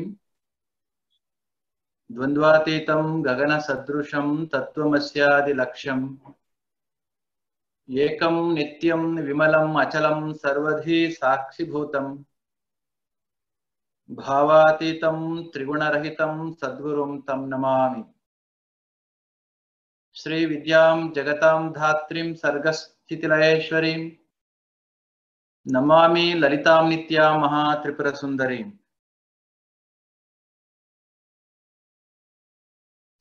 ಸಂಸ್ಕೃತ ವಿಶ್ವವಿದ್ಯಾನಿಲಯದ ವತಿಯಿಂದ ಆಯೋಜಿಸಿರ್ತಕ್ಕಂಥ ಅಂದಿನ ಸಂಸ್ಕೃತ ಮತ್ತು ಇಂದಿನ ಸಂಸ್ಕೃತ, ಅಂದು ಇಂದಿನ ಸಂಸ್ಕೃತದ ಜೊತೆಗೆ ಇತ್ತೀಚಿನ ವಿಜ್ಞಾನ, ಈ ವಿಚಾರಗಳನ್ನ ಸ್ವಲ್ಪ ಮೆಲುಕು ಹಾಕ್ಲಿಕ್ಕೋಸ್ಕರ ಇಂದು ಈ ಕಾರ್ಯಕ್ರಮವನ್ನ ಆನ್ಲೈನ್ ಮುಖಾಂತರ ಏರ್ಪಡಿಸಿರ್ತಕ್ಕಂಥದ್ದು ಬಹಳಷ್ಟು ಸಂತೋಷ ಇದೆ. ಇಂತಹ ಒಂದು ಸಂದರ್ಭದಲ್ಲಿ ತಾಯಿ ಭಾರತಿಯನ್ನ, ತಾಯಿ ಶಾರದೆಯನ್ನ ಸ್ಮರಿಸಿ ನಮ್ಮೆಲ್ಲರ ಆರಾಧ್ಯ ದೈವ ಯುಗಯೋಗಿ ಪದ್ಮಭೂಷಣ ಜಗದ್ಗುರು ಡಾಕ್ಟರ್ ಶ್ರೀ ಬಾಲ್ ಗಂಗಾಧರನಾಥ್ ಮಹಾಸ್ವಾಮೀಜಿಯವರ ದಿವ್ಯ ಚೇತನಕ್ಕೆ ಮನಸ ನಮಿಸಿ ಪ್ರಾರಂಭದ ನುಡಿಗಳನ್ನ ಆಡಿದಂತ ಡಾಕ್ಟರ್ ಸಚಿನ್ ಕಠಾಲೆ ಅವರು ಅದ್ಭುತವಾಗಿ ಸಂಕ್ಷಿಪ್ತವಾಗಿ ನಮ್ಮ ಭಾರತ ನಡೆದು ಬಂದಂತ ಶೈಲಿಯನ್ನ ಮತ್ತು ನಮ್ಮ ಹಿಂದಿನವರ ಕೊಡುಗೆಯನ್ನ ಸ್ಮರಿಸಿದ್ದಾರೆ. ಈಗ ತಾನೇ ಮಾತನಾಡಿದಂತ ವಿಶ್ವವಿದ್ಯಾನಿಲಯದ vice chancellor professor V Girish Chandra ಅವರು ಇಷ್ಟು ಹೊತ್ತು ಪ್ರತಿಯೊಂದನ್ನು ಕೂಡ ಸಮಗ್ರವಾಗಿ ಸೂಕ್ಷ್ಮವಾಗಿ ಕೆಲವು ವಿಚಾರಗಳನ್ನ ತಿಳಿಸ್ಕೊಟ್ಟಿದ್ದಾರೆ. ಈ ಒಂದು ಕಾರ್ಯಕ್ರಮಕ್ಕೆ ಸರಿಸುಮಾರು 404 ಜನ ಆಸಕ್ತರು ಜಾಯಿನ್ ಆಗಿದ್ರಿ. ಜಾಯಿನ್ ಆಗಿರ್ತಕ್ಕಂತಹ ಸಂಖ್ಯೆ 404 ಅಂತ ತೋರಿಸ್ತಾ ಇದ್ದನ್ನು ಕೂಡ ಹಲವಾರು ಕಡೆ ನಾವು ನೋಡ್ತಾ ಇದ್ದೇವೆ. ಒಂದೊಂದು ಕ್ಲಾಸ್ ರೂಮ್ ನಲ್ಲಿ 16 ಜನಗಳು ಸೇರಿ ವೀಕ್ಷಣೆಯನ್ನ ಮಾಡ್ತಾ ಇದ್ದೀರಿ. ಅಲ್ಲಿಗೆ ಡಿಜಿಟಲ್ ಮುಖಾಂತರ ಆನ್ಲೈನ್ ನಲ್ಲಿ ಜಾಯಿನ್ ಆಗಿರ್ತಕ್ಕಂಥ ಯೂನಿಟ್ಗಳ ಸಂಖ್ಯೆ 404, ಹತ್ರ 410 ಆದ್ರೂ ಕೂಡ ನೋಡ್ಲಿಕ್ಕೆ ಕೊಡ್ತಿರ್ತಕ್ಕಂಥವರ ಸಂಖ್ಯೆ ಬಹುಶಃ ಇದರ ಇಮ್ಮಡಿ ಇರ್ಬೋದು ಅಂತ ನಾವು ಭಾವಿಸ್ತೇವೆ. ತುಂಬಾ ಸಂತೋಷ ಇದೆ. ಕರೋನಾದ ಹೊತ್ತಿನಲ್ಲಿ ನಾವೆಲ್ಲರೂ ಕೂಡ ಸಂಸ್ಕೃತವನ್ನ ಅಭ್ಯಾಸ ಮಾಡ್ತಾ ಇರ್ತಕ್ಕಂಥವ್ರು, ಸಂಸ್ಕೃತದ ಬಗೆಗೆ ಒಲುಮೆ ಇರ್ತಕ್ಕಂಥವರು ನಾವುಗಳು ಆಧುನಿಕ ತಂತ್ರಜ್ಞಾನವನ್ನ ಇಟ್ಟು ಈ ಕಾರ್ಯವನ್ನು ಮಾಡ್ತಾ ಇರ್ತಕ್ಕಂಥದ್ದು. ಬಹಳ ಹಿಂದೆ ಆಲ್ಬರ್ಟ್ ಐನ್ಸ್ಟೈನ್ ಒಂದು ಮಾತನ್ನ ಹೇಳಿದ, ಸುಮಾರು 100 ವರ್ಷಗಳ ಹಿಂದೆ, ಅಥವಾ ಕ್ವಾಂಟಮ್ ಸೈನ್ಸ್ ಇನ್ನೂ ಶೈಶವಾವಸ್ಥೆಯಲ್ಲಿದ್ದಂಥ ಸಂದರ್ಭದಲ್ಲಿ ಒಂದು ಮಾತನ್ನ ಹೇಳಿದ. ಅಂದಿಗೆನೇ ಆಧುನಿಕ ವಿಜ್ಞಾನ ಹರಡ್ತಾ ಇದ್ದಂಥ ಶೈಲಿ ಮತ್ತು ತಂತ್ರಜ್ಞಾನ ತನ್ನ ಅಪ್ಲಿಕೇಶನ್ ಅನ್ನ ಕೊಡ್ತಾ ಇದ್ದಂಥ ಶೈಲಿಯನ್ನು ನೋಡಿ ಆತನಿಗೆ ಏನ್ ಅನ್ಸಿತ್ತು, ಒಬ್ಬ ವಿಜ್ಞಾನಿಯಾಗಿ ಆತ ಹೇಳಿದ, just I cannot imagine the day when all our scientific innovations and technological applications would take away all our human interactions ಅಂತ. ಬಹುಶಃ ಇವತ್ತಿನಲ್ಲಿ ಅದನ್ನ ಹಲವಾರು ಬಾರಿ ನಾವು ಹೇಳ್ಕೊಡ್ತಾ ಇದ್ವಿ. ನೋಡಿ, ವಿಜ್ಞಾನಿಯಾಗಿರ್ತಕ್ಕಂಥ ಐನ್ಸ್ಟೈನ್ ಹೇಳಿಬಿಟ್ಟ, ಈ ಆಧುನಿಕ ವಿಜ್ಞಾನ ಬೆಳೀತಾ ಇರ್ತಕ್ಕಂಥ ಶೈಲಿ ಮತ್ತು ತಂತ್ರಜ್ಞಾನದ ಕೊಡುಗೆಗಳಿಂದ ಮನುಷ್ಯರ ಮಧ್ಯದ ಬಾಂಧವ್ಯ ಸಂಬಂಧಗಳು ದೂರ ಆಗಿ ಹೋಗುತ್ತೆ ಅಂತ ವಿಜ್ಞಾನಿಯೇ ಹೇಳಿದ ಅಂತ. ಆದ್ರೆ ಇವತ್ತು ಕರೋನಾ ಬಂದಂತ ಸಂದರ್ಭದಲ್ಲಿ ಬೇರೆ ಬೇರೆ ಊರಿನವರು ಪಕ್ಕಕ್ಕೆ ಇರಲಿ, ಒಂದೇ ಮನೆಯಲ್ಲಿರ್ತಕ್ಕಂಥ 4 ಮಂದಿ ಒಬ್ಬರೊಬ್ಬರ ಮುಖವನ್ನು ನೋಡ್ಲಿಕ್ಕೆ ಆಗದೆ ಇರ್ತಕ್ಕಂಥ ಈ ಸಂದರ್ಭದಲ್ಲಿ ಐನ್ಸ್ಟೈನ್ ಮಾತನ್ನ ಸ್ವಲ್ಪ ಪಕ್ಕಕ್ಕಿಟ್ಟು ನೋಡಿದ್ದೆ ಆದ್ರೆ ಈ ಆಧುನಿಕ ವಿಜ್ಞಾನ ತಂತ್ರಜ್ಞಾನದ ಆವಿಷ್ಕಾರಗಳು ಮತ್ತು ಅಪ್ಲಿಕೇಶನ್ಸ್ ಇಲ್ಲದೆ ಹೋಗಿದ್ದಿದ್ರೆ ಸಾವಿರ ಸಂಖ್ಯೆಯ ಜನಗಳು ಸಾವಿರಾರು ನೂರಾರು ಮೈಲಿಗಳ ದೂರದಲ್ಲಿ ಕುಳಿತು ಕೆಲವು ವಿಚಾರಗಳನ್ನ ಪರಸ್ಪರ ಹಂಚಿಕೊಳ್ಳಿಕ್ಕೆ ಸಾಧ್ಯ ಆಗ್ತಾ ಇರಲಿಲ್ಲ. Through that what we can understand, nothing should be ignored, nothing should be neglected. In its own way everything is fit in to only when we know how to make use of them. ಅದೇ ವಿಜ್ಞಾನ ಇನ್ನೊಂದು ಮಾತನ್ನ ಹೇಳಿದ, man has succeeded in splitting an atom before acquiring the wisdom of uniting the human arts. ಯಾವುದು ಕೂಡ ತಪ್ಪೇನಲ್ಲ, ಆದ್ರೆ ಯಾವುದನ್ನ ಮನಸ್ಸುಗಳನ್ನ ಬೆಸೆಯುವುದ ಮುಖಾಂತರ ಹೃದಯವನ್ನ ತಿಳಿಯುವುದಕ್ಕೂ ಮುಂಚೆನೆ ಅಣುವನ್ನ ಭೇದಿಸುವುದನ್ನ ಕಲ್ತದ್ದೇ ಆದ್ರೆ ಅಣುವನ್ನ ಭೇದಿಸುವ ಮನಸ್ಸನ್ನ ಜ್ಞಾನವನ್ನ ಕಲಿತಂತ ಅದೇ ಮನಸ್ಸು ಹೃದಯಗಳನ್ನು ಕೂಡ ಭೇದಿಸ್ಲಿಕ್ಕೆ ಪ್ರಾರಂಭ ಆಗುತ್ತೆ. ಅಣುಗಳು ಭೇದಿಸ್ಬೇಕು, ಹೃದಯಗಳು ಬೆಸಿಬೇಕು. ಇದು ಆಗ್ಬೇಕು ಅಂತಂದ್ರೆ ವಿಜ್ಞಾನಕ್ಕೆ ಸಾಧ್ಯ ಇಲ್ಲ. ಅದು ನಾವು ಹೇಳಿತ್ತು, man has succeeded in splitting an atom before acquiring the wisdom, wisdom should be underlined, before acquiring the wisdom of uniting the human arts. ಅದಕ್ಕೆ ಆತನೇ ಇನ್ನೊಂದು ಸೊಲ್ಯೂಷನ್ ಕೊಟ್ಟು ನಮ್ಮ ವಿಜ್ಞಾನ ಎಷ್ಟು ಕೆಲಸ ಮಾಡಬಹುದು ಅಂತಂದ್ರೆ, our science can denature the plutonium but it cannot change the wickedness of the human heart. Unless and otherwise we have the wisdom to unite the human hearts, certainly it is not possible for us to find a solution for all our problems. ಅದಕ್ಕೆ ಅವ ಹೇಳಿದ್ದು ಏನಂತಂದ್ರೆ, ನಮ್ಮ ವಿಜ್ಞಾನ ಏನು ಅಂತಂದ್ರೆ ವಸ್ತುವಿನ ರೂಪಾಂತರ ಮಾಡಬಹುದು, ಆದ್ರೆ ಮನುಷ್ಯನ ಮನಸ್ಸಿನಲ್ಲಿರ್ತಕ್ಕಂಥ ಕುತ್ಸಿತ ಭಾವನೆಯನ್ನ ರೂಪಾಂತರಗೊಳಿಸ್ಲಿಕ್ಕೆ ಸಾಧ್ಯ ಇಲ್ಲ. ಅದಕ್ಕೆ ನಮ್ಮ ನಾಡಿನ ದೊಡ್ಡ ಸಂತ, ಇಡೀ ಜಗತ್ತಿಗೆ ಸಾಧನೆಯನ್ನ, ಭಾರತದ ಕೀರ್ತಿಯನ್ನ ಎತ್ತಿ ಹಿಡಿದಂತ ಸ್ವಾಮಿ ವಿವೇಕಾನಂದರು ಹೇಳಿದ್ದೇನು, ಅವರು ಹೇಳಿದ್ದು, problems are several in this universe but solution is only one. It is to make each and every person to understand his divinity. Vivekananda ಹೇಳಿದ ಮಾತು. ಐನ್ಸ್ಟೈನ್ ಮಾತು ಅದಾದದ್ದೇ ಆದ್ರೆ ವಿವೇಕಾನಂದರ ಮಾತು ಪ್ರಾಬ್ಲಮ್ಸ್ ಆರ್ ಸೆವರಲ್. ನಮ್ಮ ಭೌತ ಜಗತ್ತಿಗೆ ಬಂದದ್ದೇ ಆದ್ರೆ ಒಂದೊಂದು ಸಮಸ್ಯೆಯನ್ನ ಪರಿಹರಿಸಲಿಕ್ಕೆ ಒಂದೊಂದು ಸೂತ್ರ, ಒಂದೊಂದು ಈಕ್ವೇಶನ್. ಆದರೆ ಮನುಷ್ಯನ ಆಂತರಿಕ ಬದುಕಿನ ಸಮಸ್ಯೆಗಳಿಗೆ ಬಂದದ್ದೇ ಆದ್ರೆ ವಿವೇಕಾನಂದರು ಸರಿಯಾದ ರೀತಿಯಲ್ಲಿ ಹೇಳಿದ ಹಾಗೆ, it is to make each and every person to understand his divinity. ನಮ್ಮ ಒಳಗಡೆ ಇರ್ತಕ್ಕಂಥ ನಮ್ಮದೇ ಸ್ವರೂಪವನ್ನ, ನಮ್ಮ ದೈವತ್ವವನ್ನು ಅರ್ಥ ಮಾಡಿಕೊಳ್ಳದ ಹೊರತು ಮನುಷ್ಯನ ಬದುಕಿನ ಸಮಸ್ಯೆಗಳಿಗೆ ಶಾಶ್ವತ ಏಕ ಪರಿಹಾರ ಅಂತ ಇಲ್ಲ. If at all if there is only one solution, it is to make each and every person to understand his divinity. ಇವತ್ತು ಸಂಸ್ಕೃತದ ಮುಖಾಂತರ ವಿಜ್ಞಾನ ಅರ್ಥ ಮಾಡ್ಕೊಳ್ಳಿಕ್ಕೆ ಹೊರಟಿದ್ದೇವೆ. ಆದ್ರೆ ವಿಜ್ಞಾನ ಸಂಸ್ಕೃತವನ್ನ ಅರ್ಥ ಮಾಡ್ಕೊಳ್ತಕ್ಕಂಥ ಅವಶ್ಯಕತೆ, ಅನಿವಾರ್ಯತೆ ಇದ್ರೂ ಕೂಡ ವಿಜ್ಞಾನದ ಮುಖಾಂತರ ಸಂಸ್ಕೃತವನ್ನ ಹೆಚ್ಚು ನಾವು ತಿಳಿಲಿಕ್ಕೆ ಅವಶ್ಯಕತೆ ಇದೆಯೋ ಇರೋ ಯೋಚನೆ ಮಾಡ್ಬೇಕಾಗಿದೆ. ಈ ನಮ್ಮ ನಾಡು ಭಾರತ ಜ್ಞಾನದ ನಾಡು. ಇದು ಬೇರೆ ಕಡೆ ಆದದ್ದೇ ಆದ್ರೆ ಒಂದೊಂದು ವಿಶ್ವವಿದ್ಯಾಲಯದ ಒಂದೊಂದು ಸಂಸ್ಥೆಯಲ್ಲಿ ಆಧುನಿಕ ಜ್ಞಾನದ ಪ್ರಸಾರವನ್ನ ಮಾಡಿದ್ದೆ ಆದ್ರೆ ಈ ನಾವು ಹುಟ್ಟಿರ್ತಕ್ಕಂಥ ಇಡೀ ದೇಶವೇ ಬೆಳಕಿನ ದೇಶ, ಜ್ಞಾನದ ದೇಶ. ಅದಕ್ಕೆ ಮಾರ್ಕ್ ಟ್ವೇನ್ ಹೇಳಿದ ಮಾತು ನಮ್ಗೆ ಇನ್ನೂ ಕೂಡ ನೆನಪಿದೆ. India is the cradle of the human race. India is the cradle of the human race. India is the mother of human speech. ಮುಂದೆ ವಿಲ್ ಡ್ಯೂರಾಂಟ್ ಅದೇ ಒಂದು ಮಾತನ್ನ ಹೇಳ್ತಾನೆ, India is the mother of human speech ಅಂತ. Mark Twain ಹೇಳಿದ ಮಾತು ಅಲ್ಲಿ Sanskrit ಅಂತ ಉಪಯೋಗಿಸ್ಲಿಲ್ಲ, ಆದ್ರೂ ಕೂಡ ಅರ್ಥ ಮಾಡ್ಕೊಡ್ಬೇಕು. ಆದ್ರೆ ಇನ್ನೊಂದು ಕಡೆ ವಿಲ್ ಡ್ಯೂರಾಂಟ್ ಹೇಳ್ತಾನೆ, Sanskrit is the mother of all our European languages ಅಂತ ಹೇಳ್ತಾನೆ. ಅಲ್ಲಿಗೆ ನಮ್ಗೆ ಅರ್ಥ ಆಗುತ್ತೆ, India is the birth place of the human speech of Mark Twain is equal to Sanskrit is the mother of all our European languages. ನಮ್ಮ ದೇಶದಲ್ಲಿ ನಾವು ನಮ್ಮೆಲ್ಲ ಭಾಷೆಗಳಿಗೆ ಆದಿಮ ಭಾಷೆ, ತಾಯ್ತನದ ಭಾಷೆ, ತಾಯಿಯ ಭಾಷೆ ಸಂಸ್ಕೃತ ಅಂತ ಹೇಳಿದ್ರೆ ನಮ್ಮ ಜನಗಳಿಗೆ ಏನನ್ಸುತ್ತೆ ಗೊತ್ತಿಲ್ಲ. ಆದ್ರೆ ಅವ್ರಿಗೆ ನಾಚಿಕೆ ಏನಾಗ್ತಾ ಇಲ್ಲ, ಬೇಸರ ಆಗ್ತಾ ಇಲ್ಲ ಆ ಹೊರ ದೇಶದವ್ರಿಗೆ ಹೇಳ್ಕೊಳ್ಳಿಕ್ಕೆ Sanskrit is the mother of all our European languages. ಮುಂದುವರೆದವ್ರು ಏನ್ ಹೇಳ್ತಾರೆ, India is the mother of legends, grand mother of history and great grand mother of the tradition. ಈ ಮಾತುಗಳನ್ನ ಕೇಳ್ತಾ ಇದ್ದದೆ ಆದ್ರೆ ಅವರು ಸುಮ್ಮನೆ ಹೇಳಿದ್ದಲ್ಲ.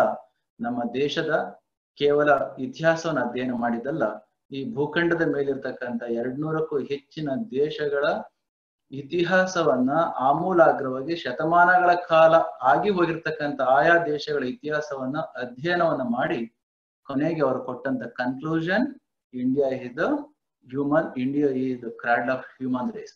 ಇದರ ಮುಖಾಂತರ ನಮ್ಮ ದೇಶದ ಬಗ್ಗೆ ಒಂದಿಷ್ಟು ಅಭಿಮಾನವನ್ನು ಹೆಚ್ಚಿಸ್ಕೊಳ್ಳಿಕ್ಕೆ ಸಾಧ್ಯತೆ ಏನೋ ಆಗುತ್ತೆ. ಆದ್ರೆ ಅಷ್ಟು ಸಾಕ ಅಂತ ಒಂದು ಪ್ರಶ್ನೆ ಬರ್ತದೆ. ಹಾಗಿದ್ರೆ ಸಂಸ್ಕೃತವೇ ಏಕೆ? ಅನಾದಿ ಕಾಲದಿಂದಲೂ ಕೂಡ ನಮ್ಮ ದೇಶದಲ್ಲಿರ್ತಕ್ಕಂಥ ಜನಗಳು ಹೊರ ಜಗತ್ತಿನ ವಿಚಾರಗಳ ಬಗೆಗೆ ತಲೆ ಕೆಡಿಸಿಕೊಂಡದ್ದು ತುಂಬಾ ಕಡಿಮೆ. ಒಳ ಜಗತ್ತಿನ ಆಂತರ್ಯದ ಜಗತ್ತಿನಲ್ಲಿರ್ತಕ್ಕಂಥ ವ್ಯಕ್ತಿಯ ಶಕ್ತಿಯನ್ನ, ತನ್ನ ಸ್ವರೂಪವನ್ನ ಅರ್ಥ ಮಾಡ್ಕೊಳ್ಳಿಕ್ಕೋಸ್ಕರ ನಮ್ಮ ಜನಗಳು ಬೇಯಿಸಿದಷ್ಟು ಬೇರೆ ಯಾವ ದೇಶದ ಜನಗಳು ಕೂಡ ಅದಕ್ಕಾಗಿ ಬದುಕನ್ನು ಮುಡುಪಾಗಿಟ್ಟಂತವರಲ್ಲ. ಅದಕ್ಕೆ ಸಾಮಾನ್ಯವಾಗಿ ಒಂದು ಮಾತು ಉಂಟು. ಈ ಜ್ಞಾನ ಕ್ಷೇತ್ರಕ್ಕೆ ಬಂದ ಸಂದರ್ಭದಲ್ಲಿ ವ್ಯಕ್ತಿಯ ಆಂತರ್ಯದಲ್ಲಿ ಒಂದು ಅನುಭೂತಿ ಮತ್ತು ಜ್ಞಾನದ ಒಂದು ಪರಾಕಾಷ್ಠೆಗೆ ಹೋದಾಗ ಆ ಮಾತುಗಳನ್ನ ಹೇಳಲಿಕ್ಕೆ ಕಷ್ಟ ಆಗ್ತದೆ. ಒಬ್ಬ ಶರಣರು ಹೇಳಿದರು, ಅಂಗ ಸಂಘದಿಂದ ಉದಿಸಿದ ಮಾತು ಸತ್ಯವನ್ ಅರುಹ ಬಂದುದೇ. ಅಂಗ ಸಂಘದಿಂದ, ಪಂಚೇಂದ್ರಿಯಗಳಿಂದ, ಪಂಚತತ್ವಗಳಿಂದ ಆಗಿರ್ತಕ್ಕಂಥ ಈ ದೇಹ ಇದೆಯಲ್ಲ, ಈ ದೇಹದ ಮುಖಾಂತರ ಬರ್ತಕ್ಕಂಥ ಮಾತುಗಳು ಆ ಸತ್ಯವನ್ನ ತಿಳಿಸ್ಲಿಕ್ಕೆ ಖಂಡಿತ ಸಾಧ್ಯ ಆಗೋದಿಲ್ಲ. ಅಂಗ ಸಂಘದಿಂದ ಉದಿಸಿದ ಮಾತು ಸತ್ಯವನ್ನ ಅರ್ಹಬಲ್ಲದೆ ಆಗೋದಿಲ್ಲ. ಅದಕ್ಕೆ ಕುವೆಂಪು ಅವರು ಹೇಳಿದ್ರು, ಸತ್ಯವನ್ನ ಹರಿತವನು ಹೇಗಿರ್ತಾನೆ ಅಂತಂದ್ರೆ ಸತ್ತಂಗಿರ್ತಾನೆ ಅಂತ. ಈ ಎರಡು ಮಾತುಗಳನ್ನ ಸ್ವಲ್ಪ ಇಲ್ಲಿ ವಿಚಾರಿಸಿ ನಾವು ನೋಡಿದ್ದೆ ಆದ್ರೆ, ವೇದಗಳು ಕಗ್ಗಾದ್ದು, ವೇದಗಳು, ಶಾಸ್ತ್ರಗಳು, ಲೋಕನೀತಿಗಳೆಲ್ಲ ನಿಸೆಯಲ್ಲಿ ದಾರಿ ತೋರಲು ಉರಿಯುವ ಪಂಜುಗಳು. ನಭವನೇರಿದವಗೆ, ಸೌಧವನೇರಿದವಗೆ, ದಾರಿ ದೀಪದ ಬೆಳಕಿನ ಅಂಗೇನು ಮಂಕುತಿಮ್ಮ. ಎಲ್ಲ ಮಾತುಗಳನ್ನ ಸ್ವಲ್ಪ ಈಗ ನಾವು ಯೋಚನೆ ಮಾಡಿದ್ದೆ ಆದ್ರೆ, ಅಂಗಸಂಗದಿಂದ ಉದಿಸಿದ ಮಾತು ಸತ್ಯವನ್ ಅರ್ಹಬಲ್ಲದೆ. ಹೌದು, ಜ್ಞಾನ ಸ್ಥಿತಿಗೆ ಹೋದಂತಹ ವ್ಯಕ್ತಿ ತನ್ನ ಭಾವವನ್ನ, ಅನುಭವವನ್ನ, ಭಾವನೆಯನ್ನ ಹಿಡಿದಿಡ್ಲಿಕ್ಕೆ ಮಾತುಗಳು ಸಾಧ್ಯ ಆಗೋದಿಲ್ಲ.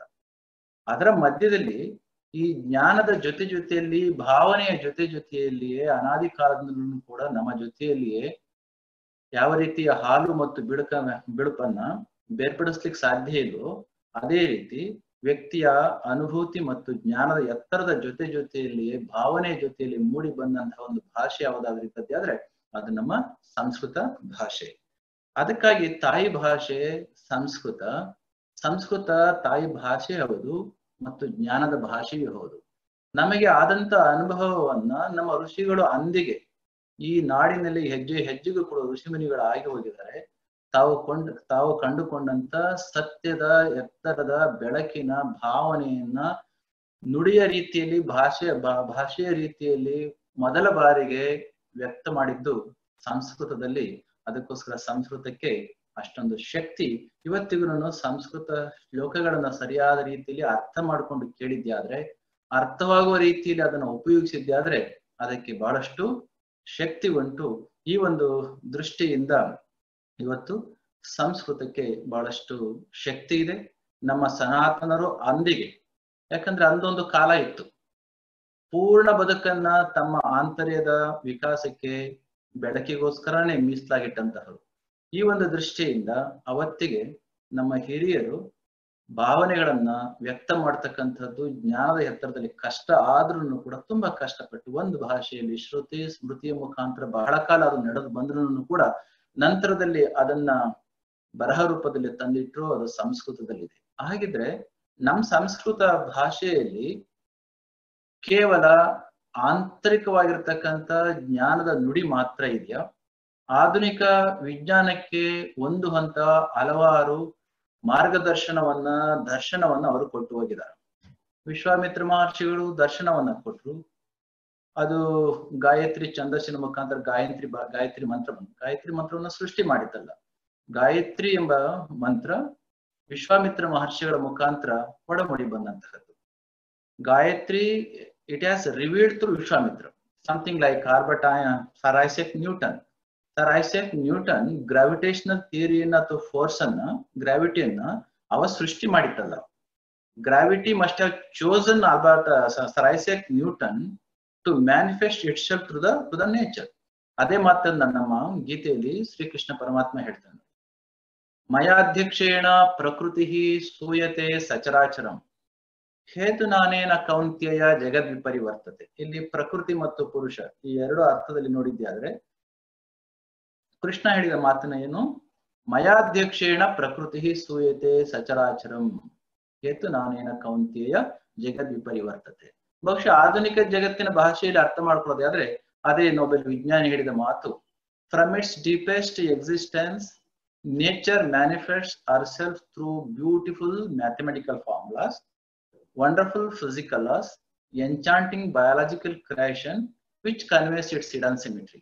What difference we can find between these two? ಮಯಾಧ್ಯಕ್ಷೇಣ ಪ್ರಕೃತಿ ಸೂಯತೆ ಸಚರಾಚರಂ ಹೇತು ನಾನೇನ ಕೌಂತ್ಯಯ ಜಗದ್ ವಿಪರಿವರ್ತತೆ. ಇವ ಐನ್ಸ್ಟೈನ್ ಈ ಒಂದು ಮಾತನ್ನ ನೋಡಿ, from its deepest existence through nature manifests herself through beautiful mathematical formulas, wonderful physical laws, enchanting biological creation which conveys its hidden symmetry. ಇಲ್ಲಿ ಹೇಳಲಿಕ್ಕೆ ಹೊರಟಂತಹದ್ದು ನಮ್ಮ ವೇದಗಳಲ್ಲಿ, ಉಪನಿಷತ್ತುಗಳಲ್ಲಿ, ಪ್ರಸ್ಥಾನತ್ರಯಗಳಲ್ಲಿ ಇರತಕ್ಕಂತ ಅದೆಷ್ಟೋ ದರ್ಶನ ಗ್ರಂಥಗಳಲ್ಲಿ ನಮ್ಮ ಆಂತರ್ಯದ ದೃಷ್ಟಿ ಆದ್ರೂ ಕೂಡ ಇವತ್ತಿನ ಆಧುನಿಕ ವಿಜ್ಞಾನವು ಇನ್ನೂ ಕೂಡ ಮುಟ್ಟಲಿಕ್ಕೆ ಆಗದೆ ಇರತಕ್ಕಂತ ಹಲವಾರು ವೈಜ್ಞಾನಿಕ ಸತ್ಯಗಳಿದಾವೆ. ಆದ್ರೆ ಅವು ವೈಜ್ಞಾನಿಕ ಸತ್ಯಗಳನ್ನ ರೀತಿಯಲ್ಲಿ ಹೇಳಿದ್ದಲ್ಲ, ಜ್ಞಾನದ ಸತ್ಯಗಳಾಗಿದ್ದಾರೆ. ಅದನ್ನು ವೈಜ್ಞಾನಿಕರು ಉಪಯೋಗಿಸ್ಕೊಳ್ಳಿಕ್ಕೆ ಸಾಧ್ಯತೆ ಇದೆ. 3 ಟರ್ಮ್ಸ್ ಯೂಸ್ ಮಾಡ್ತಾರೆ ಇಂಗ್ಲಿಷ್ ನಲ್ಲಿ. ನೋನ್ ಅಂತ ಒಂದು ಶಬ್ದ ಉಪಯೋಗಿಸ್ತೇವೆ, ಅನ್ನೋನ್ ಅಂತ, ಇನ್ನೊಂದು ಅನ್ನೋವಲ್ ಅಂತ ಅಂದ್ಬಿಟ್ಟು. ಇಲ್ಲಿ ನೋಡಿ, known which is already known for us, ನಮ್ಗೆಲ್ಲರೂ ಕೂಡ ಗೊತ್ತಿರ್ತಕ್ಕಂಥ ಕೆಲವು ವಿಚಾರಗಳು. ಇನ್ನೊಂದು ಇವತ್ತಿಗೆ ಗೊತ್ತಿಲ್ಲ, ಮುಂದೊಂದು ದಿನ ಗೊತ್ತಾಗುತ್ತೆ. 17ನೇ ಶತಮಾನದವರೆಗೂ ಗ್ರಾವಿಟೇಷನಲ್ ಥಿಯರಿ, ಗ್ರಾವಿಟೇಷನಲ್ ಫೋರ್ಸ್ ನಮಗೆ ಗೊತ್ತಿಲ್ಲ. ನ್ಯೂಟನ್ ಬಂದು ನಮ್ಗೆ ತಿಳಿಯಕ್ಕೆ ಮಾಡಿಕೊಡು. ಲವಾಶಿಯರ್ ಬರೋದಕ್ಕೂ ಮುಂಚೆ ಆಕ್ಸಿಜನ್ ಬಗ್ಗೆ ನಮಗೆ ಗೊತ್ತಿರ್ಲಿಲ್ಲ. Doesn't mean that oxygen was not existing. Oxygen ಆಮ್ಲಜನಕ ಇತ್ತು ಅವತ್ತಿಗೆ. ಗ್ರಾವಿಟೇಷನಲ್ ಫೋರ್ಸ್ ಹುಟ್ಟಿಂದನೂ ಕೂಡ ಇದೆ. ಆದ್ರೆ ಅವರುಗಳು ಬಂದು ತೋರಿಸಿ ಕೊಟ್ರು, ಹಾಗಂತ ಅಂದ್ಬಿಟ್ಟು ಅವರು ಸೃಷ್ಟಿ ಮಾಡಿದ್ರಲ್ಲ, ಅಲ್ಲಿವರೆಗೂ ಕೂಡ ಅನ್ನೋನ್ ಆಗಿದ್ದತ್ತು. They later it has become known. ಇಲ್ಲಿ 2 terms, known and unknown. Known ಈಗಾಗಲೇ ಗೊತ್ತಿರ್ತಕ್ಕಂಥದ್ದು, ಅನ್ನೋನ್ ಅಂದ್ರೆ ಇದುವರೆಗೂ ಗೊತ್ತಾಗದೇ ಇದ್ದಂತಹ ಇವತ್ತಿಗೆ ಗೊತ್ತಾಗಿರುವಂತಹದ್ದು, ಮತ್ತು ಇವತ್ತಿಗೆ ಗೊತ್ತಿಲ್ಲದೆ ಇರತಕ್ಕಂಥದ್ದು ಮುಂದೊಂದು ದಿನ ಆಗುವಂತದ್ದು. ಇನ್ನು 3ನೇದಿದೆ ನೋಡಿ, unknowable. Unknowable doesn't mean that it is not going to be known forever. No. ಇಲ್ಲಿ ನಮ್ಮ ಪಂಚಭೂತಗಳು, ವ್ಯಕ್ತಿಯ ಮನಸ್ಸು, ಇಂದ್ರಿಯಾಣಿ ಪರಾಣ್ಯಾಹು ಇಂದ್ರಿಯೇಭ್ಯ ಪರಮನಃ ಮನಸ್ಸಸ್ತು ಪರಾಬುದ್ಧಿ ಯೋ ಬುದ್ಧಿಯ ಪರಸಸ್ತ ಅಂತ ಹೇಳ್ತೀವಲ್ಲ, ಇಲ್ಲಿ ಇಂದ್ರಿಯ ವಸ್ತುಗಳು, ಇಂದ್ರಿಯಗಳು, ಮನಸ್ಸು, ಬುದ್ಧಿ, ಚಿತ್ತ, ಅಹಂಕಾರ, ಇವುಗಳ ಆಚೆಗೆ ಯಾವುದೋ ಒಂದು ಅಧಿಷ್ಠಾನಭೂತವಾಗಿದೆಯಲ್ಲ, ಅಧಿಷ್ಠಾನಭೂತವಾಗಿರ್ತಕ್ಕಂಥ ಅದು ಅರಿವಾದ ನಂತರದಲ್ಲಿ ಬೇರೆಯವರಿಗೆ ಹೇಳಲಿಕ್ಕೆ ಸಾಧ್ಯ ಇಲ್ಲ ಅಲ್ಲ, ದಟ್ ಇಸ್ unknowable.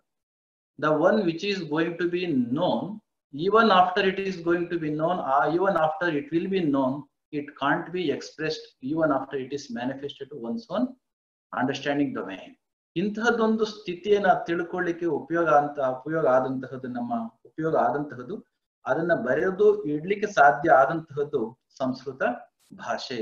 ಈ ಒಂದು ದೃಷ್ಟಿಯಿಂದ ಕ್ವಾಂಟಮ್ ಸೈನ್ಸಿನ ಉಗಮಕ್ಕೂ ಮುಂಚೆನೇ ನಮ್ಮ ದೇಶದ ಈ ಮಣ್ಣಿನ ಮಗನಾಗಿ ಸನಾತನ ಸಂಸ್ಕೃತಿಯನ್ನ ಪೂರ್ಣ ಮೈಗೂಡಿಸ್ಕೊಂಡು ಜಗತ್ತಿಗೆ ವೇದಾಂತ ಡಿಂಡಿಮವನ್ನ ಬಾರಿಸಿದಂತ ಸ್ವಾಮಿ ವಿವೇಕಾನಂದರು ಆಕ್ಸ್ಫರ್ಡ್, ಬಹುಶಃ ಅದು 850-900 ವರ್ಷಗಳಷ್ಟು ಹಳೆಯದಾಗಿರ್ತಕ್ಕಂಥ ವಿಶ್ವವಿದ್ಯಾಲಯದಲ್ಲಿ ದೊಡ್ಡ ದೊಡ್ಡ ನೊಬೆಲ್ ಎತ್ತರಕ್ಕೆ ಏರಿದಂತಹ ಪ್ರೊಫೆಸರ್ಗಳನ್ನ ಕೂಡಿಸ್ಕೊಂಡು 1896ರಲ್ಲಿ ಒಂದು ಮಾತನ್ನ ಹೇಳ್ತಾರೆ, ವಾಟ್ ಈಸ್ ಸೈನ್ಸ್? ವಿವೇಕಾನಂದ ಹೇಳ್ತಾರೆ, science is nothing but unity of facts. What exactly it means by? ಅವ್ರು ಹೇಳ್ತೀನೋ ವಿಜ್ಞಾನ ಅಂದ್ರೆ ಏನು? Science is nothing but the unity of facts. ಮುಂದುವರೆದು ಹೇಳ್ತಾರೆ ಅವರು, there are so many elements. ಇವತ್ತಿಗೆ 118 ಮೂಲ ವಸ್ತುಗಳಿದಾವೆ, ಆದ್ರೆ ಅವತ್ತಿಗೆ ಇದ್ದಂತಹ ಕೆಲವು ಮೂಲ ವಸ್ತುಗಳನ್ನು ಇಷ್ಟೊಂದು ಆವಿಷ್ಕಾರ ಆಗಿರ್ಲಿಲ್ಲ. ಅವರು ಹೇಳ್ತಾರೆ, there are so many elements, there must be one element out of these many elements could be emerge out. ಅವ್ರು ಹೇಳಿದ್ದೇನು, if you can able to find one element out of these many elements are emerged, there ends the quest for your physics. ಭೌತಶಾಸ್ತ್ರದ chemistry. Next ಇನ್ನೊಂದು ಮುಂದೆ ಹೇಳ್ತಾರೆ, there are 4 forces after the big bang. ಈ gravitational force ಇರ್ಬೋದು, electromagnetic force ಇರ್ಬೋದು, strong force and weak force. these are the 4 forces with which we have to act and work in this universe.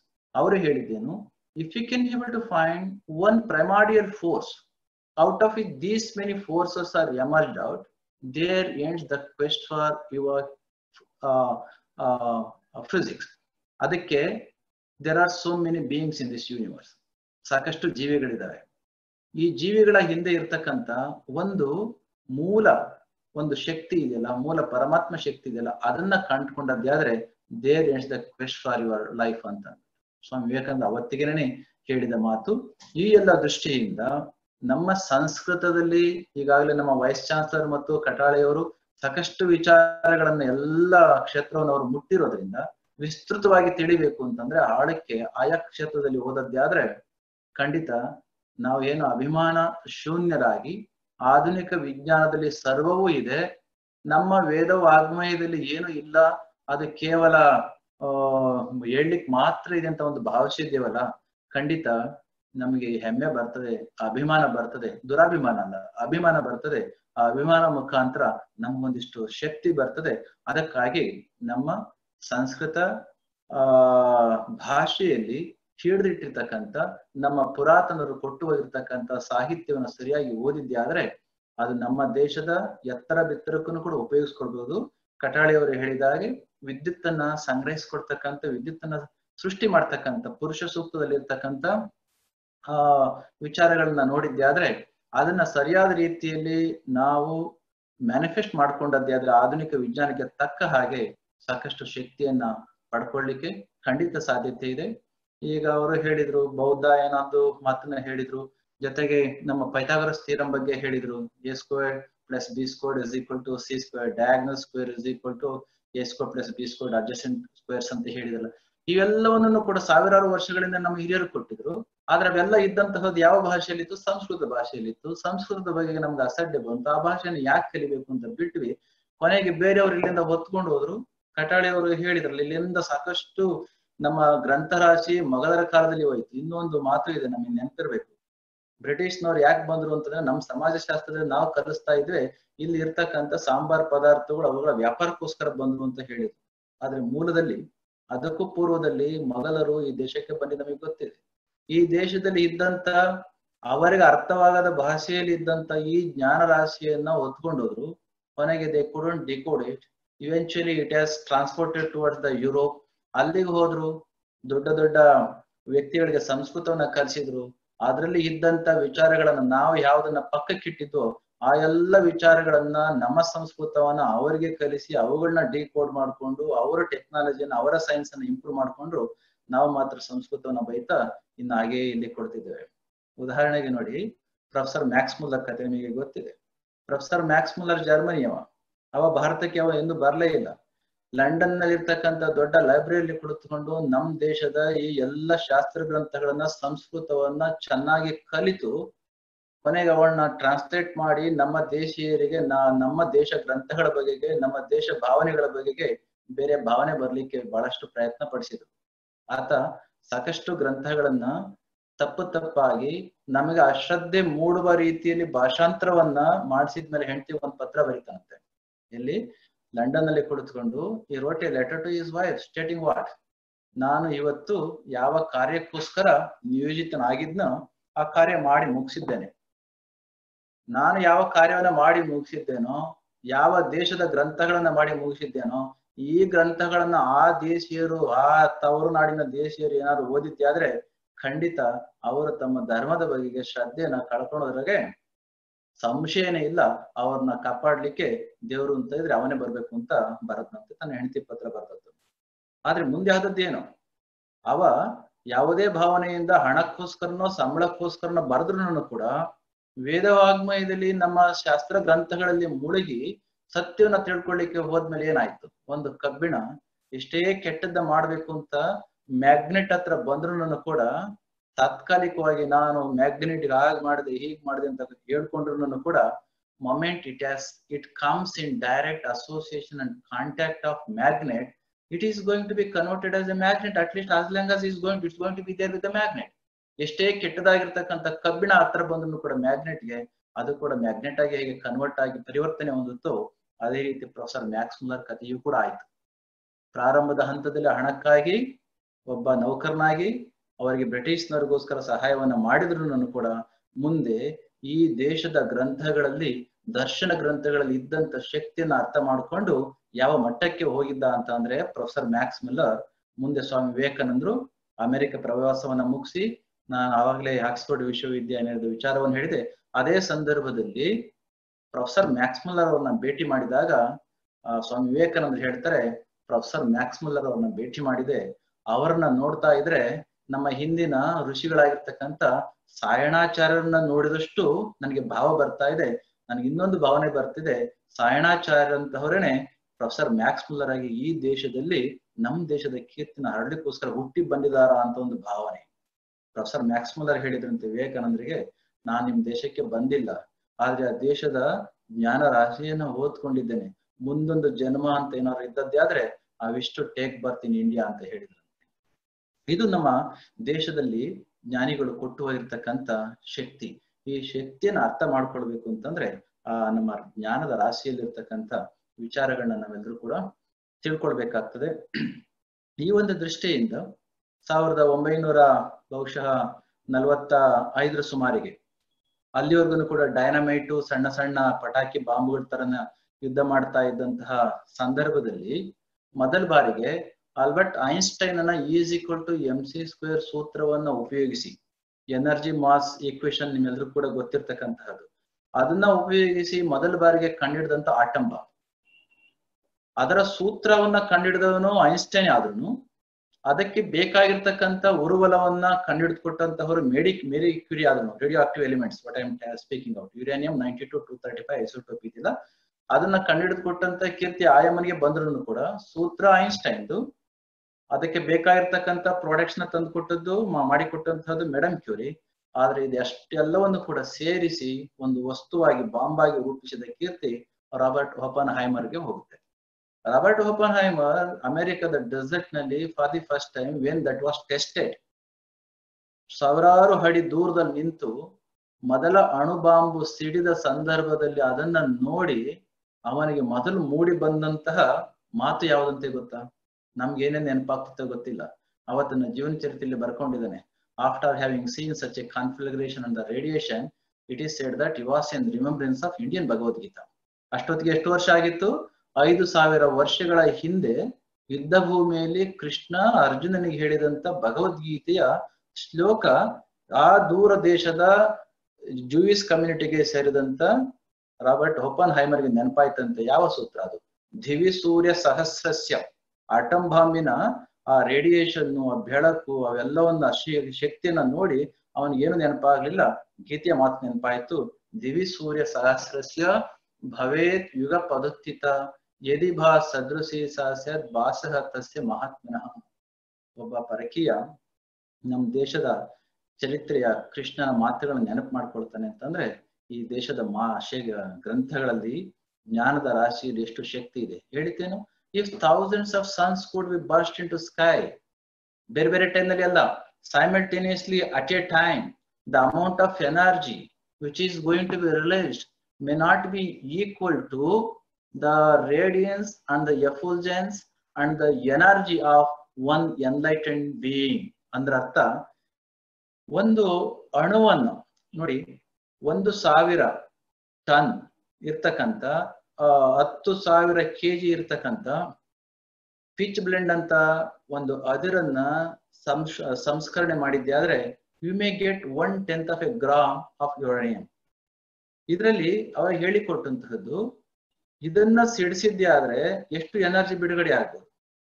ಆ ಎನರ್ಜಿಯನ್ನ ನೋಡಿದ್ರೆ ಅವನಿಗೆ ಅನ್ಸಿತ್ತು ಸಾವಿರಾರು ಕೋಟಿ ಸೂರ್ಯರು, ಸಾವಿರಾರು ಸೂರ್ಯರು ತಮ್ಮ ಉದರದಲ್ಲಿರ್ತಕ್ಕಂಥ ಅಷ್ಟೆಲ್ಲ ಉರುವಲವನ್ನ ಕೋಟ್ಯಾಂತರ ವರ್ಷ ಕೊಡ್ತಾರಲ್ಲ, ಕೋಟ್ಯಾಂತರ ವರ್ಷ ಕೊಡುವ ಆ ಶಕ್ತಿಯನ್ನ ಏಕಕಾಲದಲ್ಲಿ ಒಂದೇ ಕ್ಷಣಕ್ಕೆ ಅಷ್ಟೆಲ್ಲ ಸೂರ್ಯರು ತಮ್ಮೆಲ್ಲ ಶಕ್ತಿಯನ್ನ ಈ ಕ್ಷಣಕ್ಕೆ ಕೊಟ್ಟದ್ದೇ ಆದ್ರೆ ಎಷ್ಟೆಲ್ಲ ಶಕ್ತಿ ಬಿಡುಗಡೆ ಆಗ್ಬೋದು, ಎಷ್ಟೆಲ್ಲ ಬೆಳಕು ಬಿಡುಗಡೆ ಆಗ್ಬೋದು. ಅದಕ್ಕಿಂತ ಮೀರಿದ ಶಕ್ತಿ ಸಾಮಾನ್ಯವಾಗಿ ಕಾಣ್ತಕ್ಕಂಥ ಒಬ್ಬ ವ್ಯಕ್ತಿಯಲ್ಲಿ ಅಡಗಿದೆ ಅಂತ ಮಾತು ನಾವು ನೆನೆಸ್ಕೊಂಡು, ಒಂದು ಅಣುವಿನಲ್ಲಿರ್ತಕ್ಕಂಥ ಭೌತಕಾಯದಲ್ಲಿ ಎಷ್ಟು ಶಕ್ತಿ ಇರ್ಬೇಕಾದ್ರೆ ವ್ಯಕ್ತಿಯ ಆಂತರ್ಯದಲ್ಲಿ ಎಷ್ಟು ಶಕ್ತಿ ಇರ್ಬೋದು. ಈ ಮಾತುಗಳೆಲ್ಲವನ್ನು ಕೂಡ ನಮ್ಮ ಹಿರಿಯರು ನಮ್ಗೆ ಹೇಳಿಕೊಟ್ಟು ಹೋಗಿದ್ದಾರೆ. ಇನ್ನೊಂದು ಮಾತು ಬರ್ತದೆ ನಮ್ಗೆ, ನ ತದ್ಭಾಸಯತೆ ಸೂರ್ಯೋ ನ ಶಶಾಂಕೋ ನ ಪಾವಕಃ ಯದ್ಗತ್ವ ನ ನಿವರ್ತಂತೆ ತದ್ಧಾಮ ಪರಮಮ. ಈ ಮಾತು ಎಲ್ಲಿಂದ ಬಂತು ನಿಮ್ಮೆಲ್ಲರೂ ಕೂಡ ಗೊತ್ತಿದೆ. ಭಗವದ್ಗೀತೆಯ 15ನೇ ಪುರುಷೋತ್ತಮ ಯೋಗದಲ್ಲಿ ಬರ್ತಕ್ಕಂಥ ಒಂದು ಮಾತು. ಹೇಳಿತೇನು, ಅರ್ಜುನ ಕೃಷ್ಣನ್ಗೆ ಕೇಳಿದಾಗ ನೀನ್ ಇರ್ತಕ್ಕಂಥ ತಾಣ ಯಾವುದು? Between the lines we have to understand at times. ನೀನ್ ಇರ್ತಕ್ಕಂಥ ಜಾಗ ಯಾವುದು ಅಂತಂದ್ರೆ ಐ ಆಮ್ ಯೂನಿವರ್ಸಲ್ ಬೀಯಿಂಗ್ ಅಂತ ಎಷ್ಟು ಹೇಳಿದ್ರು ಕೂಡ ಮತ್ತೆ ಮತ್ತೆ ಕೃಷ್ಣನ ಅರ್ಜುನ ಕೇಳ್ತಾನೆ, there must be some one particular place, you tell me where exactly you are living, which is your abode. Krishna ಹೇಳಿತೇನು, ನಾನು ಹಾಗೆ ಸ್ಪಷ್ಟವಾಗಿ ಹೇಳಲಿಕ್ಕೆ ಕಷ್ಟ ಆಗುದು, ಆದ್ರೆ ಅದರ ಗುಣಗಳನ್ನ ಹೇಳ್ತೇನೆ. ಏನು? ತದ್ಭಾಸೆಯತೆ ಸೂರ್ಯೋ, ನಾನಿರುವ ಜಾಗವನ್ನ ಸೂರ್ಯ ಬೆಳಗಲಿಕ್ಕೆ ಸಾಧ್ಯ ಇಲ್ಲ, ಚಂದ್ರನು ಬೆಳಗ್ಲಿಕ್ಕೆ ಸಾಧ್ಯ ಇಲ್ಲ. ಉಪನಿಷತ್ತಲ್ಲಿ ಹೇಳಿದಾಗೆ ಗ್ರಹ ತಾರೆಗಳು ನಕ್ಷತ್ರಗಳು ಯಾವು ಕೂಡ ಬೆಳಗ್ಲಿಕ್ಕೆ ಸಾಧ್ಯ ಇಲ್ಲ. ಮತ್ತೆ ಯದ್ಗತ್ವ ನಾನಿವರ್ತಂತೆ, ಯಾವ ಎಲ್ಲಿಗೆ ತಲುಪಿದ್ಮೇಲೆ ವಾಪಸ್ಸು ಬರ್ಲಿಕ್ಕೆ ಸಾಧ್ಯ ಇಲ್ವೋ ತದ್ದಾಮ ಪರಮಮ. ಮೊನ್ನೆ ನಾವು ನೋಡಿದ್ವಿ, ಸ್ಟೀಫನ್ ಹಾಕಿಂಗ್ ಇಂದ ಹಿಡಿದು ಆಧುನಿಕ ವಿಜ್ಞಾನಿ ಇನ್ನು ಹಲವಾರು ವಿಜ್ಞಾನಿಗಳು ಕೆಲಸವನ್ನ ಮಾಡ್ತಾ ಇದ್ರೆ ಬ್ಲಾಕ್ ಹೋಲ್ ನಲ್ಲಿ. ಬ್ಲಾಕ್ ಹೋಲ್ ಅಂದ್ರೆ ಏನು? ಅದೇನು ಕಪ್ಪುಗೆ ಕಾಣಿಸುತ್ತೆ ಆಕಾಶದಲ್ಲಿ? ಅಲ್ಲ. ನಮ್ಮ ಭಾವನೆ ಇರ್ತಕ್ಕಂಥದ್ದು ಕಪ್ಪಿಗೆ ಏನೋ ಕಾಣಿಸ್ತಾ ಇದೆ, ಅದ್ರೊಳಗಡೆ ಹೋದ್ರೆ ಏನು ಕಾಣೋದಿಲ್ವೇನೋ ಅಂತ. ಕಪ್ಪಿಗೆ ಅಂತ ಇರತಕ್ಕಂಥದ್ದು ಏನಲ್ಲ, ಒಂದು ಗ್ರಹ ಅಥವಾ ನಕ್ಷತ್ರಗಳ ಸುತ್ತ ಏನು 16 ಗ್ರಹಗಳು, ಉಲ್ಕೆಗಳು, ಧೂಮಕೇತುಗಳು, ಕ್ಷುದ್ರ ಗ್ರಹಗಳು, ಇನ್ನು ಹೆಸರಿಡ್ಲಿಕ್ಕೆ ಆಗದಲ್ಲಿರ್ತಕ್ಕಂಥ ಸಾಕಷ್ಟು ಆಸ್ಟ್ರೋನಾಮಿಕಲ್ ಬಾಡೀಸ್ ಇದಾವಲ್ಲ, ಇಷ್ಟೆಲ್ಲವನ್ನು ಕೂಡ ಒತ್ತು ಏನಾದ್ರೂ ಯಾವುದೋ ಒಂದು ಜಾಗಕ್ಕೆ ಪಾಸ್ ಆದದ್ದೇ ಆದ್ರೆ ಅವುಗಳ ಇರುವುಕೂ ಗೊತ್ತಾಗೋದಿಲ್ಲೋ ಅಂತಹದೊಂದು ಸ್ಥಿತಿ. ಇಲ್ಲಿ ಸರ್ವಂ ಕರ್ಷತಿ ಇತಿ ಕೃಷ್ಣ ಹೇಳಿದ ಮಾತೇನು, ನಾನಿರ್ತಕ್ಕಂಥ ಜಾಗ ಅಥವಾ ಧಾಮ ಹೇಗಿದೆ ಅಂತಂದ್ರೆ ಅಲ್ಲಿ ಸೂರ್ಯ ಬೆಳಗೋದಿಲ್ಲ, ಚಂದ್ರ ಬೆಳಗೋದಿಲ್ಲ, ಅಗ್ನಿ ಬೆಳಗೋದಿಲ್ಲ. ಯಾವ ಜಾಗಕ್ಕೆ ಬಂದದ್ದೇ ಆದ್ರೆ ನುಡಿದದ್ದು ಯಾವ ಕೂಡ ವಾಪಸ್ ಬರೋದಿಲ್ಲ ಅಂತಹದೊಂದು ಜಾಗ. ಎಲ್ಲವನ್ನು ಕೂಡ ಸರಿಯಾದ ವೈಜ್ಞಾನಿಕ ದೃಷ್ಟಿಯಿಂದ ನಾವು ಸಂಶೋಧನೆಯನ್ನ ಮಾಡಿದ್ದೇ ಆದ್ರೆ ಇನ್ನು ಅದೆಷ್ಟೋ ವೈಜ್ಞಾನಿಕ ಸತ್ಯಗಳು, ಆಧುನಿಕ ವಿಜ್ಞಾನವನ್ನು ಇನ್ನು ಮತ್ತಷ್ಟು ಹೆಚ್ಚು ಬೆಳಗಿಸ್ಲಿಕ್ಕೆ ಸಾಧ್ಯ ಆಗ್ತದೆ. ಇದು ಆಗ್ಬೇಕು ಅಂತಂದ್ರೆ ನಮ್ಮ ಋಷಿಗಳು ಯಾವ ಒಂದು ಭಾಷೆಯನ್ನ ಹಿಡಿದು ಭಾಷೆಯ ಮುಖಾಂತರ ಈ ಜ್ಞಾನ ರಾಶಿಯನ್ನ ಜಗತ್ತಿಗೆ ಕೊಟ್ಟು ಹೋಗಿದಾರೋ ಅದೇ ಭಾಷೆಯಲ್ಲಿ ನಾವು ಅರ್ಥ ಮಾಡ್ಕೊಳ್ಳಿಕ್ ಸಾಧ್ಯ ಆದದ್ದೇ ಆದ್ರೆ ಬಹಳಷ್ಟು ಸಂತೋಷ ಆಗುತ್ತೆ. ಕೆಲವರಿಗೆ ಒಂದು ಭಾವನೆ ಇದೆ, ಏನು ಆ ಭಾಷೆಯನ್ನ ತರ್ಜುಮೆ ಮಾಡಿದ್ದೆ ಅದರ ಜ್ಞಾನವನ್ನ ಸಂಸ್ಕೃತದಲ್ಲಿ ಇದ್ದದ್ದೇ ಆದ್ರೆ ನಮ್ಮ ಭಾಷೆಗೂ ಇನ್ನೊಂದು ಭಾಷೆಗೂ ಟ್ರಾನ್ಸ್ಲೇಟ್ ಮಾಡಿದ್ದೆ ಆದ್ರೆ ಅಲ್ಲೂ ಕೂಡ ಅರ್ಥ ಮಾಡ್ಕೊಳ್ಬಹುದಲ್ಲ. ಖಂಡಿತ ಅರ್ಥ ಮಾಡ್ಕೊಳ್ಬಹುದು, ಅದರೊಳಗಡೆ ತಪ್ಪೇನಿಲ್ಲ. ಆದ್ರೆ ಮೂಲವನ್ನ ಎಷ್ಟೇ ಭಾಷಾಂತರ ಮಾಡಿದ್ರು ಕೂಡ ಅದು ಪೂರ್ಣ ಭಾಷಾಂತರ ಆಗ್ಲಿಕ್ಕೆ ಸಾಧ್ಯ ಇಲ್ಲ. ಈ ಒಂದು ದೃಷ್ಟಿಯಿಂದ ಸಂಸ್ಕೃತವನ್ನ ಕಲಿತು ಮೂಲವನ್ನ ಅರ್ಥ ಮಾಡ್ಕೊಂಡದ್ದೇ ಆದ್ರೆ ಮತ್ತಷ್ಟು ಶಕ್ತಿ ಬರ್ಲಿಕ್ಕೆ ಸಾಧ್ಯತೆ ಇದೆ. ಜೊತೆಗೆ ಸಂಸ್ಕೃತ ಶ್ಲೋಕಗಳನ್ನ ಹೇಳ್ತಾ ಇದ್ದದ್ದೇ ಆದ್ರೆ ನಮ್ಮ ಮನಸ್ಸಿನ ಒಳಗಡೆ ಮೂಡ್ತಕ್ಕಂಥ ಒಂದು ತರಂಗಗಳು ಮತ್ತು ಮನಸ್ಸನ್ನ ಅವು ಪ್ರಫುಲ್ಲಗೊಳಿಸ್ತಕ್ಕಂಥ ಸ್ಥಿತಿ ಈಗಾಗಲೇ ರಿಸರ್ಚ್ ಇಂದ ನಮ್ಗೆ ಗೊತ್ತಾಗಿರ್ತಕ್ಕಂಥ ವಿಚಾರಗಳೇ ಆಗಿರೋದ್ರಿಂದ ಸಂಸ್ಕೃತ ಭಾಷೆಯಲ್ಲಿ, ಸಂಸ್ಕೃತ ಜ್ಞಾನ ಭಂಡಾರದಲ್ಲಿ ಹಲವಾರು ವೈಜ್ಞಾನಿಕ ಸತ್ಯಗಳಿದಾವೆ. ಇತ್ತೀಚೆಗೆ ಒಂದು ಭಾವನೆ ಬರ್ತಾ ಇದೆ, ಕ್ವಾಂಟಮ್ ಸೈನ್ಸ್ ಹೆಚ್ಚು ಹರಡಿದ ಹಾಗೆ, ಕ್ವಾಂಟಮ್ ಸೈನ್ಸ್ ಹೆಚ್ಚು ವಿಕಾಸ ಆದ ಹಾಗೆ ಕೆಲವರು ಒಂದು ಸ್ಥಿತಿಗೆ ಬಂದಿದ್ದಾರೆ. ಇವಾಗ ವೈಜ್ಞಾನಿಕರು ಧಾರ್ಮಿಕರನ್ನ ವಿರೋಧಿಗಳು ಅಂತ ನೋಡ್ತಕ್ಕಂಥದ್ದಲ್ಲ, ಈ ಅಣು ವಿಜ್ಞಾನದ ಕೆಳಗಡೆಗೆ, ಮೂಲ ಕಣಭೌತಶಾಸ್ತ್ರದ ಕೆಳಗಡೆಗೆ ಹೋಗ್ತಾ ಇರ್ತಕ್ಕಂಥ ವಿಜ್ಞಾನಿಗಳೇನೆ ಬೇರೊಂದು ರೀತಿಯಲ್ಲಿ ಕೆಲವೊಂದು ವಿಜ್ಞಾನಿಗಳಿಗೆ ಕಾಣ್ಲಿಕ್ಕೆ ಪ್ರಾರಂಭ ಆಗಿದರೆ ವೈರುಧ್ಯ ಅಲ್ಲೇ ಇದು ಎಂಬ ರೀತಿಯಲ್ಲಿ. ಕಾರಣ ವಿಜ್ಞಾನ ಪೂರ್ಣ ಆಳಕ್ಕೆ ಹೋದಷ್ಟು ಅದು ಆಧ್ಯಾತ್ಮದ ಕಡೆಗೇನೆ ಬರ್ತಾ ಇದೆ ಅಂತಕ್ಕಂಥ ಒಂದು ಭಾವನೆ ಇದೆ. ಕೆಲವ್ರಿಗೆ ಅದು ಭಾವನೆ ಹೇಳ್ತಾರೆ, okay, we are going to compromise science and religion, both are going to converge ಅಂತ. But spirituality or the pure knowledge, the pure wisdom, not necessary to compromise with anybody, not necessary to compromise with anybody, but the science is going more and more towards the wisdom. ನಮ್ಮ ಆಧುನಿಕ ಜ್ಞಾನದ ಕಡೆಗೆ ಬರ್ತಾ ಇರ್ತಕ್ಕಂಥದ್ದು ಆಧುನಿಕ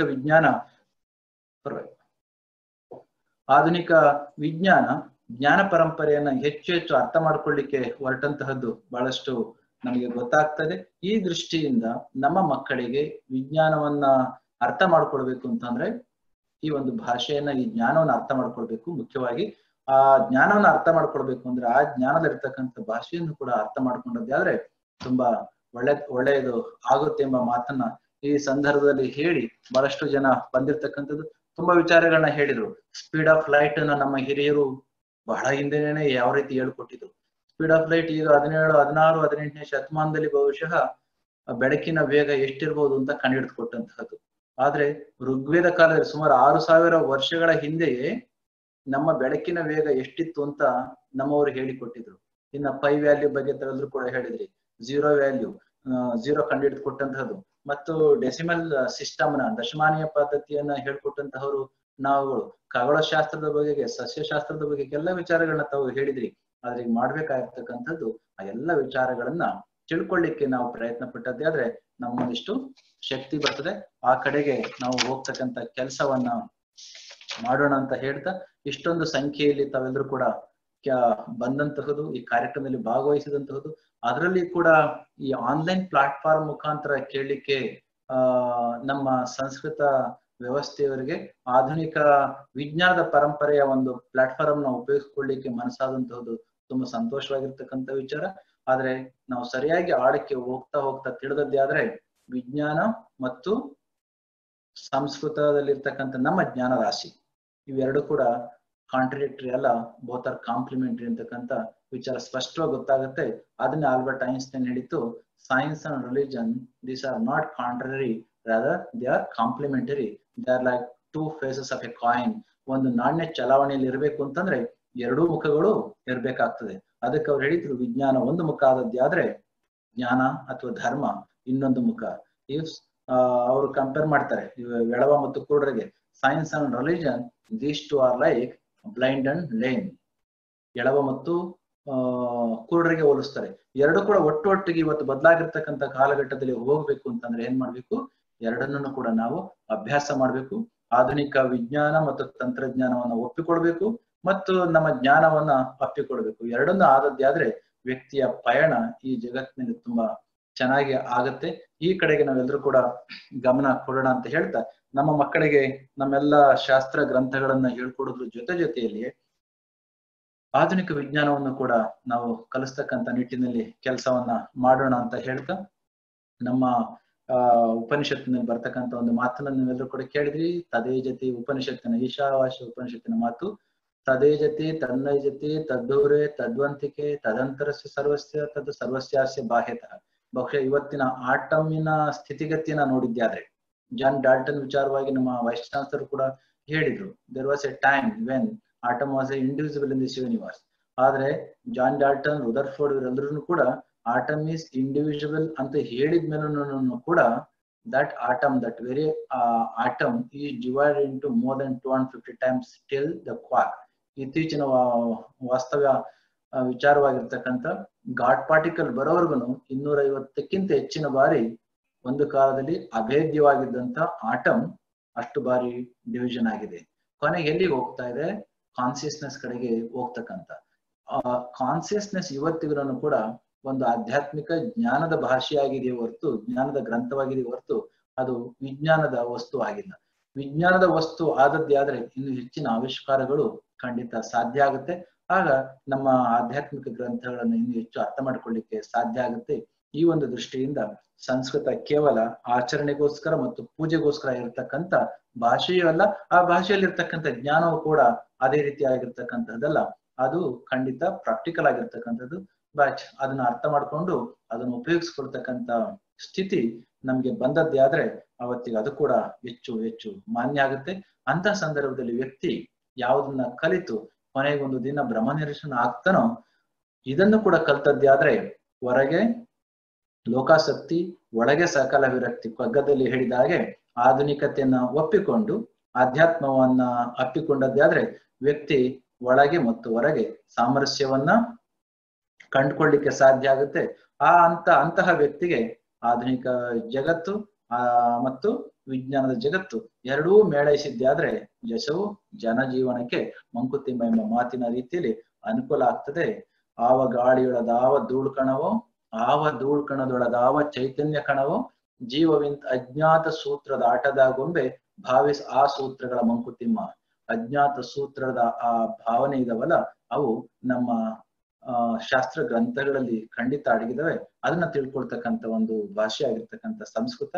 ಸಂಸ್ಕೃತ ಭಾಷೆಯ ಗ್ರಂಥಗಳಲ್ಲಿರ್ತಕ್ಕಂಥ ಜ್ಞಾನವನ್ನ ನಾವೆಲ್ಲರೂ ಕೂಡ ತಿಳ್ಕೋಣ ಎಂಬ ಮಾತನ್ನ ಈ ಸಂದರ್ಭದಲ್ಲಿ ಹೇಳಿ, ಸಂಸ್ಕೃತ ವಿಶ್ವವಿದ್ಯಾನಿಲಯದಿಂದ ಇಂತಹದೊಂದು ಪ್ರಯತ್ನವನ್ನ ಸಂಸ್ಕೃತ ವಿಜ್ಞಾನ, ಸಂಸ್ಕೃತ ಪರಿಸರ ಮತ್ತು ಸಂಸ್ಕೃತವನ್ನ ಕಾಮನ್ ಆಗಿ ಇಟ್ಟುಕೊಂಡು ಹಲವಾರು ಆಧುನಿಕ ವಿಚಾರಗಳನ್ನ ತಿಳಿಸ್ಲಿಕ್ಕೆ ಹೊರಟಿರ್ತಕ್ಕಂಥ ತುಂಬಾ ಸಂತೋಷವಾಗಿರ್ತಕ್ಕಂಥ ವಿಚಾರ.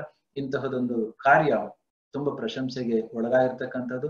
ಇನ್ನು ಹೆಚ್ಚು ಹೆಚ್ಚು ಆಗ್ಲಿ ಅಂತ ಹೇಳ್ತಾ ಮಾತನಾಡ್ಲಿಕ್ಕೆ ಇರ್ತಕ್ಕಂಥ ವಿಚಾರಗಳು ಹಲವಿದ್ರೂ ಕೂಡ ಆನ್ಲೈನ್ ಪ್ಲಾಟ್ಫಾರ್ಮ್ ನಲ್ಲಿ ಸಾಕಷ್ಟು ಇತಿಮಿತಿಗಳಿದಾವೆ ಡೆಮಾನ್ಸ್ಟ್ರೇಟ್ ಮಾಡ್ಲಿಕ್ಕೆ, ಎಕ್ಸ್ಪ್ಲೈನ್ ಮಾಡ್ಲಿಕ್ಕೆ.